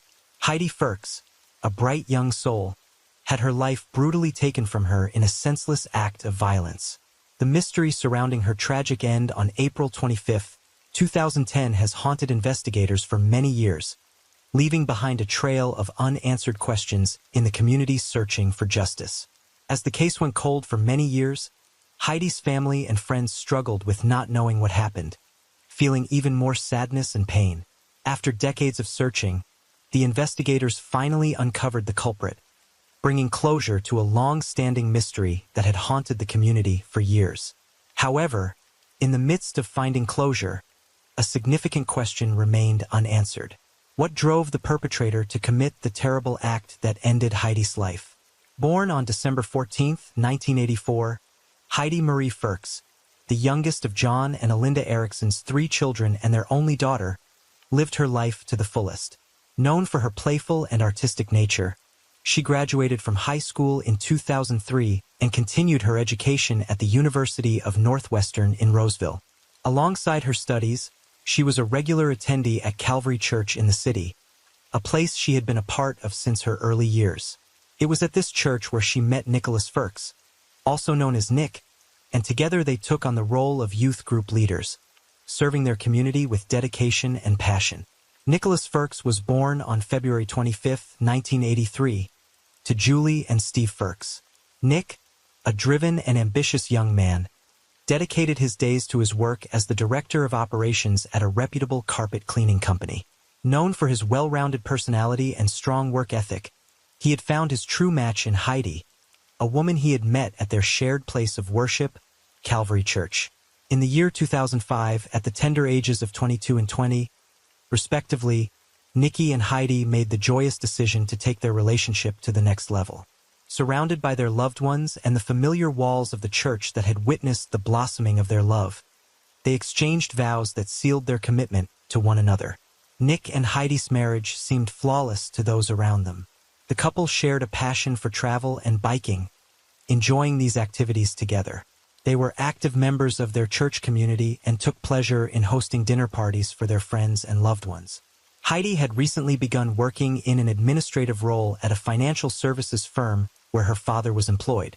Nick and Heidi's relationship appeared strong and promising, with their bond growing even stronger over time. But no one knew behind the closed doors of their home a different story unfolded. Heidi didn't know that her life was about to take a darker turn. On a fateful morning of April 25, 2010, Heidi called 911 from her home in St. Paul, Minnesota, saying someone had broken in. Only 38 seconds into the call, Heidi was giving her address when she suddenly yelled, "No," and a gunshot was heard. 65 seconds after the initial gunshot, Nick Ferks used Heidi's phone to contact the dispatcher. This is what he said: "Please, someone just broke into my house and shot me and my wife." While on the phone, Nick cried uncontrollably and repeatedly said, "Oh, my Heidi, and my wife is dead. Please get here." He also shouted, "No." When the police arrived at the scene, they found Heidi unresponsive in the kitchen with a gunshot wound at the back. While Nick was beside her on the floor, still talking to the 911 dispatcher, he was very upset and had been shot in the upper left leg. He told the police that 1 or 2 people had broken into their home. He grabbed his shotgun and tried to escape with his wife through the back door. As they ran towards the detached garage, the intruder managed to take the shotgun from him and then shot both Nick and Heidi. Tragically, Heidi was declared deceased at the scene, her life cut short by the events that unfolded. Meanwhile, Nick was quickly transported to the hospital for treatment and was questioned in the hospital by the police. Police asked Nick why he and Heidi left their bedroom, which was safer, to face the possible danger. He said they were just trying to get out of the house through the back door. Soon, Nick's wounds were treated in the hospital, and he was released in just 3 hours. Later, he was again interviewed in the police station about the incident. At the police station, Nick talked about what happened in detail. He said he remembers watching a movie with Heidi and having wine before going to bed around midnight. Nick said he woke up around 6:10 to 6:15 a.m. when he heard the screen door open and someone messing with the doorknob. The investigators questioned Nick about locking the deadbolt. He admitted that he and Heidi usually made sure to lock it, but he believed he had forgotten to do so that particular night. That night, after hearing the noises, Nick said he took his shotgun from the upstairs closet. He explained that he had brought it up from the basement a month ago because he noticed it was starting to rust. Nick mentioned that the shotgun was empty, but he loaded it when he heard the noises. After that, he woke up Heidi, asked her to call 911, and instructed her to leave the house and go to the garage where their cars were parked. He also shared that he and Heidi had a safety plan. If they ever faced trouble, they agreed to go to the garage where their cars were parked. Nick, who is right-handed, was holding a pair of jeans in his right hand and the shotgun in his left hand as he walked behind Heidi, guiding her toward the garage. Nick recounted that he and Heidi paused next to the front door to get her wallet from the table. It was at this moment he said that the door suddenly burst open. A tall, dark-skinned man, approximately 6 feet 1 inch tall and weighing between 200 to 220 pounds, came rushing in. He said the intruder was wearing a dark hooded sweatshirt with the hood pulled tightly around his face. Nick explained that he dropped the jeans, and the intruder seized the barrel of the shotgun. The two men then engaged in a physical struggle. During the altercation, the gun was shot. He said, "My finger accidentally slipped onto the trigger. She was running away, so I must have hit her in the back." Nick recounted that the shot struck Heidi, causing her to collapse immediately. He and the suspect continued fighting over the shotgun until it fired a second time. He stated that the second shot hit him in the upper thigh, causing him to fall to the ground. At that point, the intruder fled out the front door. He also told investigators that Heidi was unresponsive, and then he also lost his senses. Later, he also told police that their house was scheduled to be foreclosed on the very next day, and they had planned to inform their parents and friends about their situation that same day. Nick explained that he and Heidi had fallen behind on their bills, and their house had been foreclosed on and purchased by someone else. They were required to vacate the premises, but they had not shared this information with any of their friends or family. He mentioned that their plan was to pack up their house on Sunday and Monday morning, leaving some of their belongings in the garage to collect later. They intended to find someone to stay with for a while, but fate had something else for them.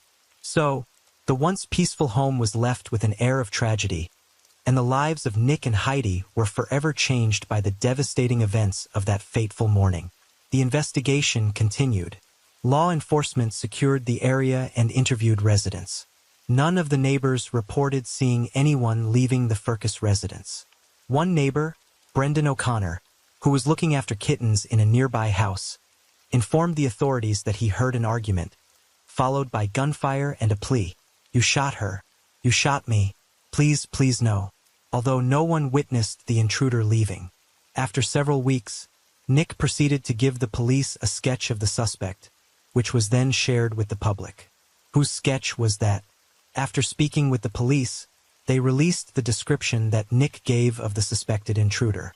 A male, race unknown, between 6 feet to 6 feet 2 inches tall, weighing 200 to 220 pounds, wearing a dark, hooded sweatshirt. About 3 weeks later, the police showed a sketch made by an artist hired by Nick's lawyer based on the initial description. In this updated account, Nick specified that the individual was African American and estimated to be between 40 to 60 years of age. During the investigation, The search initially focused on finding an unidentified African-American male intruder based on Nick's description. The authorities searched the area thoroughly, hoping to find any evidence or witnesses supporting Nick's story. The investigation into Heidi's death did not lead to any arrests or charges, leaving the case unresolved for many years. After many years, something shocking was revealed. Over 10 years passed with no resolution in Heidi's murder case. Nick seemed to have moved on, marrying Rachel and starting a family. Yet financial troubles resurfaced, leading to suspicions from Rachel about undisclosed problems. Rachel's concerns about their financial situation and Nick's reluctance to discuss it sparked her curiosity. She began to dig deeper, uncovering secrets and inconsistencies in Nick's past. Her discoveries would ultimately lead her to question everything she thought she knew about her husband and his involvement in Heidi's tragic death. Rachel didn't know about the financial problems the couple was facing. Similar to what Heidi and Nick went through years ago, her worries made her call the authorities, which reignited interest in the case. Investigators then investigated Nick's second wife, Rachel Firkus, whom he wed in 2012. When Rachel talked to the authorities, she had already divorced Nick due to his increasing financial problems. Rachel had also recorded their conversation where she confronted Nick about his deceit before their divorce in 2019. She even told investigators, "He was definitely repeating the same things he did with Heidi with me. I saw a letter that we had not paid our property taxes, and if we didn't pay them, we were going to get evicted by 2020.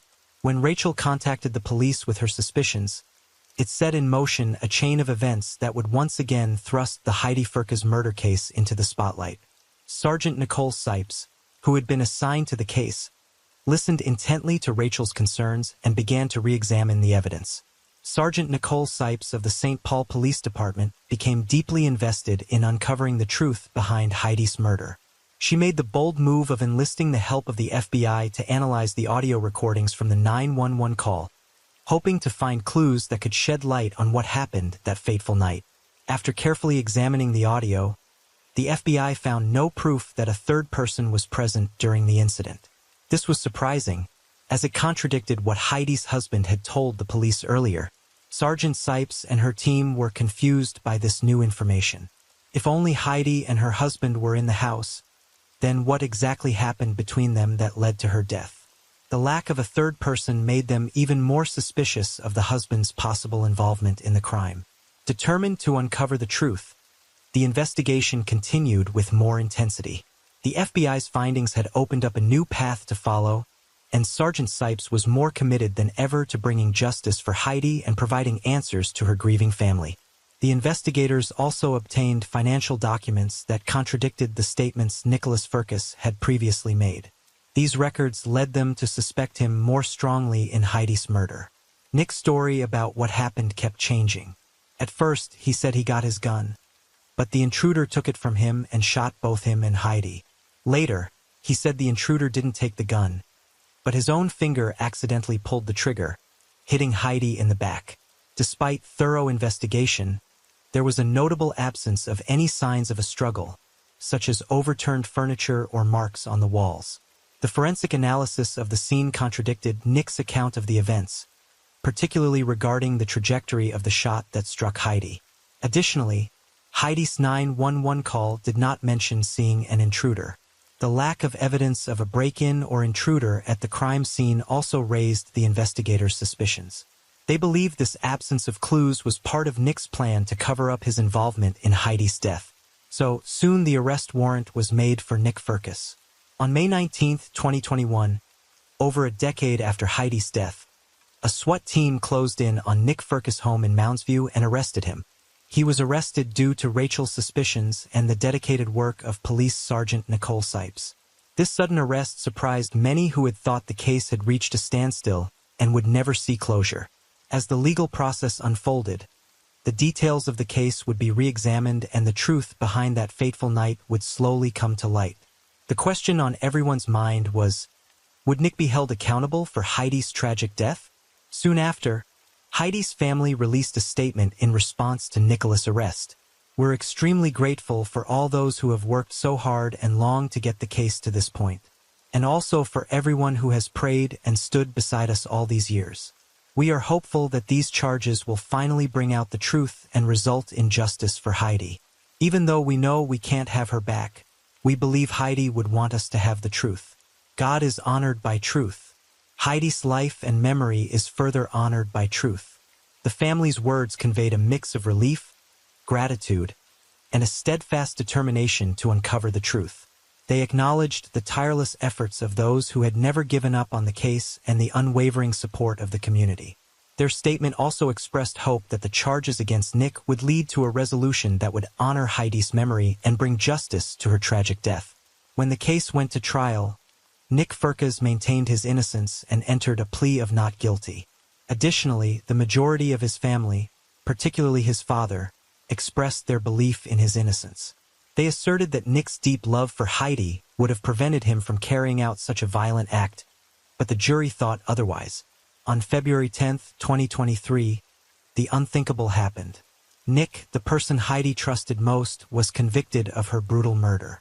After agonizing over the evidence for 10 long hours, the jury delivered their verdict, leaving all who knew Heidi reeling in shock and disbelief. In the trial, the prosecution carefully presented a timeline showing a man overwhelmed by serious financial difficulties.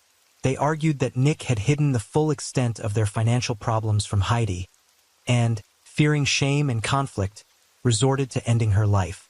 Additionally, the prosecution cast doubt on his story of a home invasion, suggesting it might have been a cover-up to deflect attention from himself. The prosecution presented compelling evidence during the trial, including the lack of signs of forced entry and inconsistencies in Nick's account. Perhaps the most persuasive piece of evidence was the conspicuous absence of DNA or physical proof indicating the presence of a third party, specifically the alleged intruder. This absence of evidence cast serious doubt on the validity of Nick's story. During the trial, prosecutor Rachel Cracker stated that Nick Furcas was unwilling to face the truth of his deception, leading him to commit a shocking act. He said he took Heidi's life and saved his reputation. But in Nick's defense, attorney Robert Richmond contended that the transition from financial distress to murder was illogical. He even said, all of this psychopabble that killing his wife would somehow save his reputation makes no sense. After heated discussions in the trial, the moment of truth arrived as the jury deliberated over Nick's fate. The weight of the evidence, the emotional testimonies, and the legal arguments all culminated in a pivotal decision that would determine whether justice would be served for Heidi's tragic death. So, after extensive court proceedings and careful consideration of the evidence, the jury unanimously decided that Nick Furcas was guilty of first-degree murder. On April 13, 2023, the judge handed down the harshest possible sentence. Nick would spend a life sentence without the possibility of parole. Despite being found guilty in a court of law, Nicholas Furcas continues to assert that he had no involvement in his wife Heidi's tragic demise. He firmly stands by his claim of innocence, even after being sentenced for the crime. On the day of his sentencing, Nick said, "I recognize the pain and loss shared by everyone here today. Justice had been served, but at what cost? A family shattered, a community betrayed, and a life taken far too soon. The finality of it all was almost too much to bear." The verdict brought a sense of closure to Heidi's family and friends, but it also left them with the painful realization that the man they thought they knew was capable of such a heinous act. So, you must be thinking, where is Nick now? Nick is currently serving his life sentence at the Minnesota Correctional Facility, located in St. Cloud, Minnesota.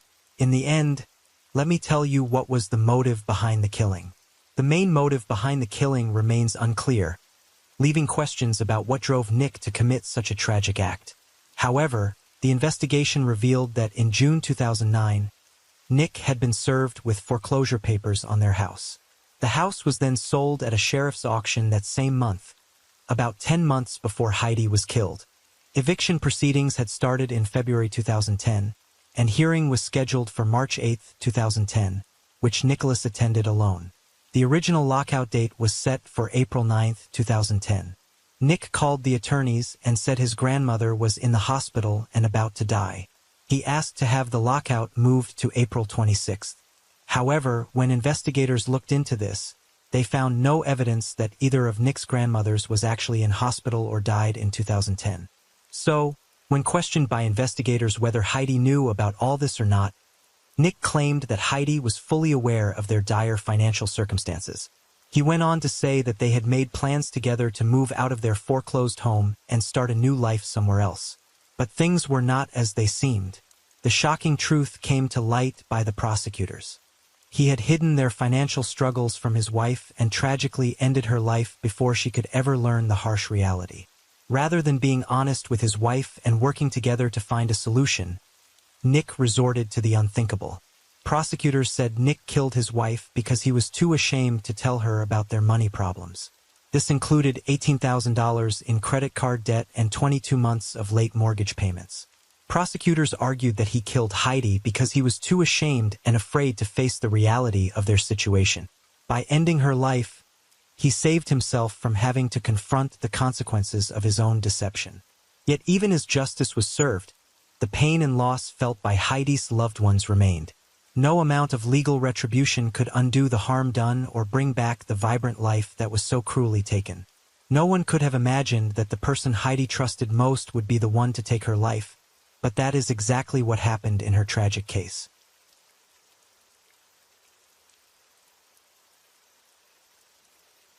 Story 6.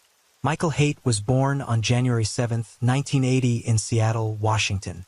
However, at an early age, his family relocated to Cedar City, Utah following the completion of his father's dental school. As a child, Michael was a typical young boy who enjoyed baseball, basketball, and soccer. He achieved the rank of Eagle Scout and excelled in school.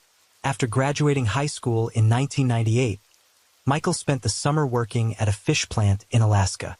He quickly earned the position of line manager, overseeing more than a dozen men.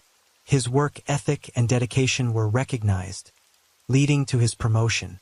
Michael went on a mission trip to South Brazil as a dedicated member of the Church of Jesus Christ of Latter-day Saints. This experience further deepened his faith and strengthened his commitment to his religious community. Upon his return to the United States, Michael pursued a degree in business at Southern Utah University, where he graduated in 2004. At Southern Utah University, Michael met his future wife, Tasha Earle. They fell in love and married in the St. George Temple on May 10, 2003. Michael appeared to be the epitome of a devoted husband and father to outsiders. He coached his children's sports teams, attended their school concerts, and spent time with them sledding and doing projects in the garage. However, on January 4, 2023, the facade Michael had built around his family came crashing down.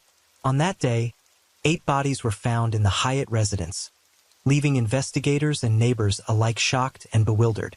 Early that morning, Tasha Haight missed an online appointment, and Michael, her husband, failed to report for work. Their colleagues grew concerned and contacted the police to perform a welfare check at the Haight residence in Enoch. Officers arrived at the Haight residence, but upon knocking, they received no answer. As they walked around the property, the officers observed that it did not appear as if anyone was home. Knowing that the Haight's had 5 children, the police contacted the Iron County School District to verify if any of the children were at school that day. However, it was discovered that none of the children were present. When the police arrived at the Haight's home, they cleared the premises to ensure no immediate danger was present. After a thorough search, they confirmed that no one needed medical attention and that there were no signs of an active threat. The Haight's lived in a single-story residence with a basement. Detectives arrived on the scene a short time later after the home was declared a crime scene. Upon entering the main bedroom, the detectives noticed that the 4-year-old Gavin was laying flat on his stomach, his head turned to the left. One of his arms was placed under his head on a comfortable pillow, while a blanket covered a portion of his body. Similar to Gavin, Tasha was only partially covered by the blanket. The detectives discovered an older woman on the other side of the bed. She was later identified as Gail Earle, Tasha's mother. Gail was also lying on her back, her head resting on a pillow. Like her daughter and grandson, Gail was partially covered by a blanket. As the detectives continued their search of the Haight's home, they entered Briley's room, where they found the 12-year-old girl lying in bed. She was slightly inclined and partially covered with a blanket. In Eamon's room, The detectives discovered a 7-year-old boy lying face down in the corner of the room. Unlike his siblings, he did not have a pillow or blanket over him. Sienna, Eamon's twin sister, was found in her bedroom, lying on her left side in bed, her head resting on a pillow, also covered with a blanket. Macy, the eldest of the Haight children at 17 years old, was found in her bed, her head resting on a pillow, and her body covered by the blanket. The detectives then found Michael Haight in the exercise room in the basement of the home. He was lying on top of a sleeping bag. All 8 victims were found dead from a gunshot wound.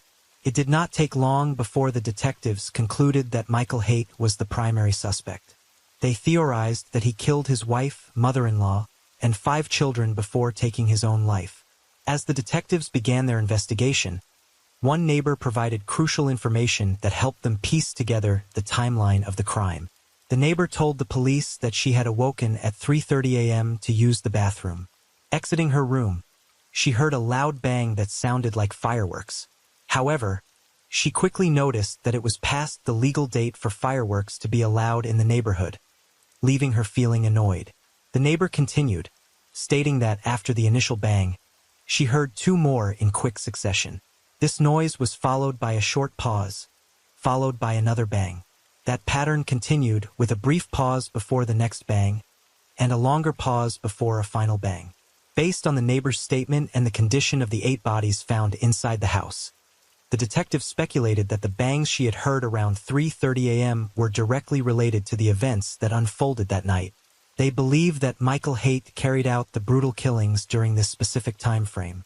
During the investigation into the Haight family murders, detectives learned that an unnamed non-family member had reported abuse to the police in the Utah Division of Child and Family Services in 2020.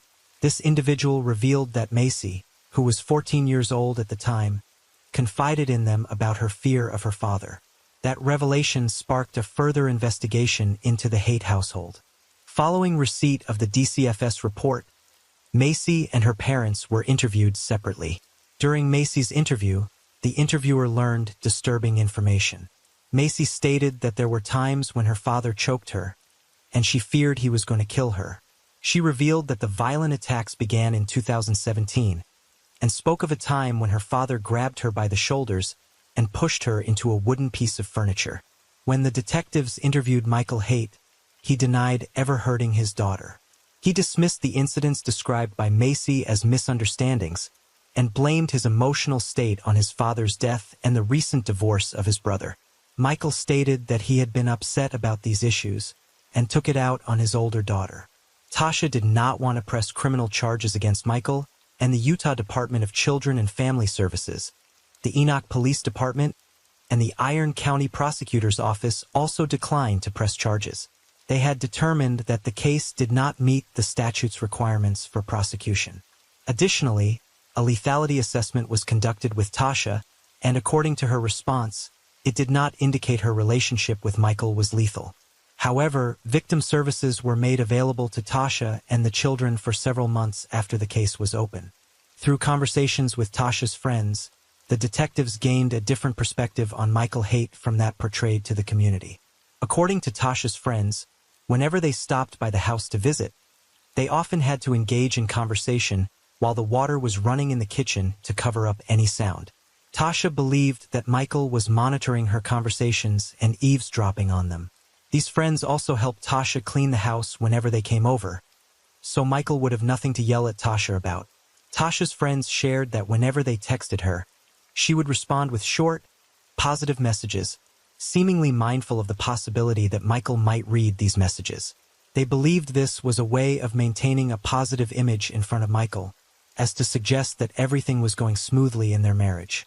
The detectives assigned to the case have learned that Michael exhibited signs of highly controlling behavior towards his wife Tasha. One way in which Michael exerted control over Tasha was by taking her car keys and phone to prevent her from leaving. Another incident that raised suspicion about Michael was his reaction to Tasha purchasing a $30 rug from Walmart to replace a soiled one. Although Tasha had a legitimate need for the carpet, Michael became furious, claiming the purchase was excessive. Tasha confided in her friends that her 7-year-old son, Eamon, was acting more and more like his father, Michael, emulating his bad behavior. Whenever Tasha told Eamon to do something, he responded, "That's not my job." This behavior was concerning for Tasha, as it reflected Eamon's lack of responsibility and disregard for authority. Michael often dismissed or ignored Tasha's instructions, and Eamon seemed to follow suit. According to Tasha's friends, in 2022, Tasha dared indulge in a small act of self-care. Despite the demands of her responsibilities, she decided to get her nails done, a relatively rare occurrence for her. However, her husband Michael did not allow it to happen, placing strict restrictions on her freedom. After Tasha's indulgence, she felt renewed confidence in beauty. She told Michael that she would be getting her nails done on a monthly basis, a decision that did not sit well with him. Angered by his wife's decision, Michael expressed his disapproval, questioning how much this new habit would cost. To alleviate Michael's concerns, Tasha calmly explained that maintaining this self-care ritual costs $25 per month. However, Michael remained unconvinced, arguing that Tasha was taking food from their children's mouths by spending money on her nails. His perspective was rooted in control and a deep financial responsibility towards their family. Around the same time, Tasha started prioritizing her self-care and began losing weight. After years of her husband calling her fat and ugly, Michael was furious that she was shedding pounds. He accused Tasha of cheating on him, trying to justify the sudden change in her physical appearance. Michael's controlling behavior reached new heights as he attempted to manipulate Tasha's weight loss. He pleaded with her to stop losing weight, concerned that other men might look at her with desire. Underlying this demand were his deep-seated insecurities and desire for complete control over his wife's body and behavior. Tasha's friends also told the police about when the family kitchen table unexpectedly broke, and Tasha needed to buy a new table. However, Michael refused to give her the money to buy one. Frustrated by the situation, Tasha decided to take matters into her own hands. She chose to refinish the old table, hoping to improve its appearance and functionality. However, this act of defiance did not sit well with Michael, as he did not give her permission to do so. Michael Haight had a stingy attitude towards spending during the holiday season. Despite his significant income, he provided only $100 to Tasha for each of their 5 children to buy presents. Tasha always gave her children a fulfilling Christmas, yet Michael received a substantial paycheck from his job at Allstate. However, he refused to allocate additional funds to his wife and children. His rationale was that he didn't see the need to provide them with more of what he believed was rightfully his. Michael's obsession with reducing waste and conserving resources led him to impose strict rules on Tasha's household habits. She had to wash out and reuse plastic bags, even if they were used once or multiple times. This excessive demand for reusing bags placed additional responsibilities and burdens on Tasha, leaving her feeling overwhelmed. Further, Michael's desire to control every aspect of Tasha's life extended to her cleaning and baby care routines. He insisted on having the cleaning and baby wipes, claiming it was more eco-friendly and cost-effective. However, this demand compromised Tasha's comfort and hygiene and created unnecessary stress. If Tasha failed to adhere to the instructions set by Michael, she faced serious consequences. He made it clear that disobedience would lead to a lot of trouble for her. This threat created a sense of fear and submission in Tasha, leaving her with no choice but to comply with Michael's demands. According to Tasha's friends, she confided in them that although Michael had been mean to her throughout their marriage, he had never extended this mistreatment to their children until the late 2010s. However, as time went on, the abuse directed towards Macy intensified, leading her to consider taking her own life. Michael had extremely high expectations for his daughter Macy. He expected her to earn straight A's all the time, even though Macy was already struggling with the weight of her father's abuse. The pressure to meet his unrealistic expectations proved to be overwhelming for Macy. Macy's friends told the detectives about another disturbing incident in the Haight home. Michael returned home one evening to find Macy with her head in her mother's lap. Angry and frustrated, Michael instructed Macy to get up and clean her room. This incident left Macy deeply shaken, as she recalled looking into her father's eyes and seeing them filled with hatred and pure evil. The The detectives uncovered another incident where 7-year-old Briley was playing with a changing table and did not stop when Michael told her. This incident led to Michael blaming his wife, Tasha, for their children's behavior. He labeled them as the worst children in the world, who were disrespectful and awful. Michael not only blamed Tasha, but also called her fat and ugly, all in front of their 5 children. It was during this distressing incident that Tasha decided to pursue an exit strategy and file for divorce from Michael after 20 years of marriage. The incident, which showcased Michael's abusive behavior and lack of control over his anger, served as a wake-up call for Tasha. She saw the negative impact this behavior was having on her children and realized that staying in the marriage was not an option. Divorce was difficult for Tasha. She spent over 2 decades with Michael. However, she realized that her children's well-being and safety were more important than any marital bond. On December 21, 2022, Tasha filed for divorce from her husband Michael. However, she asked for the divorce papers to be delivered after the holidays, wanting one last normal Christmas for her 5 children before the separation. She knew that Michael's behavior would likely escalate once he received the papers, and she did not want the holiday festivities tarnished for everyone. The divorce papers were delivered to Michael's Allstate office 2 days after Christmas. Despite his recent actions, Michael called Tasha, acting completely normal, asking her about her day, as if she hadn't served him with divorce papers mere minutes ago. He told Tasha to leave, but insisted that she leave the children behind. But Tasha stood her ground and refused to leave the house without them. Despite Michael's demands, Tasha decided to take the children with her to her mother's home in Laverkin, Utah. Later that evening, Michael showed up at his mother-in-law's house, attempting to convince Tasha to go for a ride with him. Tasha, however, refused and confided in her friends that she had a bad feeling about going anywhere alone with Michael. After Tasha filed for divorce, Gail Earl, Tasha's mother, moved in to provide support for both Tasha and the children. However, Michael's actions during this time further exacerbated the situation. Michael did not vacate the family home. Instead, he chose to move into the basement where the fitness room was. In this room, he slept on a sleeping bag with a pillow on the floor, with his clothes hung on hangers piled on a couch outside the door. Tasha confided in her friends that she had noticed a discrepancy in their children's saving accounts, which contained $20,000. She discovered that Michael had secretly transferred the money out of these accounts without her knowledge or consent. Furthermore, Tasha inherited several firearms from her father after his death, including hunting rifles and a handgun. At the start of January 2023, Tasha discovered all the firearms were missing from her house. Upon further investigation, it was revealed that Michael had removed the weapons, leaving Tasha and her family vulnerable in case of an emergency. Michael and Tasha's oldest child, Macy, had expressed to several of her friends that she welcomed her parents' divorce. Macy confided that there would be peace without her father, Michael, in the home. She yearned for the tranquility that a divorce would bring.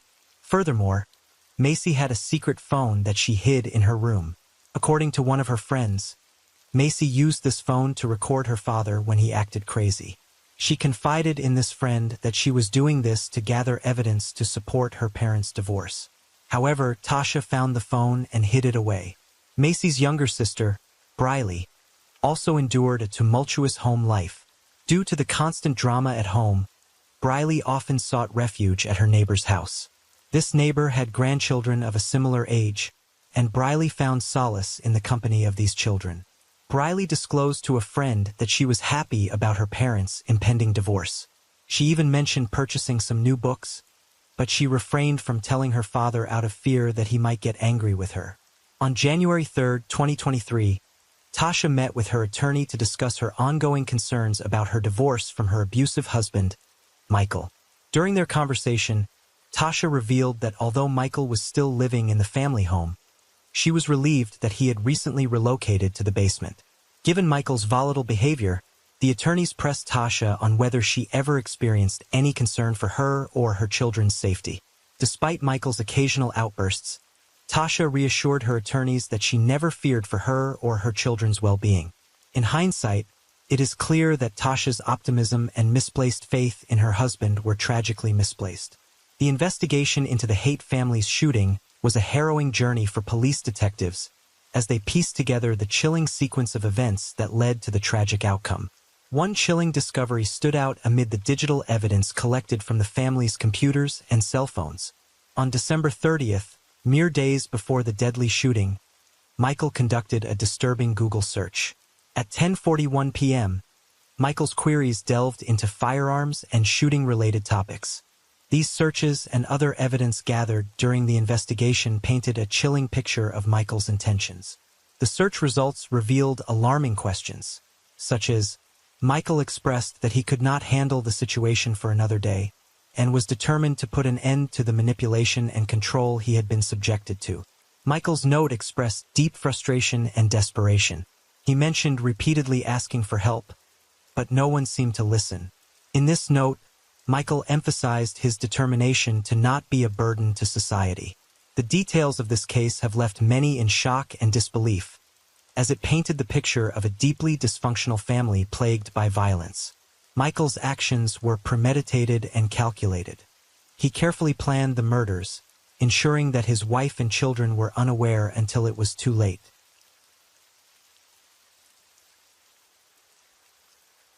As the rain falls and the night deepens, thank you for being here with me at Radio Night Crime. True crime stories remind us of life's mysteries and the need to stay aware, even in the stillness of the night. If you enjoyed tonight's story, don't forget to like, share, and subscribe. Let the sound of the rain lull you to sleep, and until next time, stay safe, stay curious, and let the night keep you company.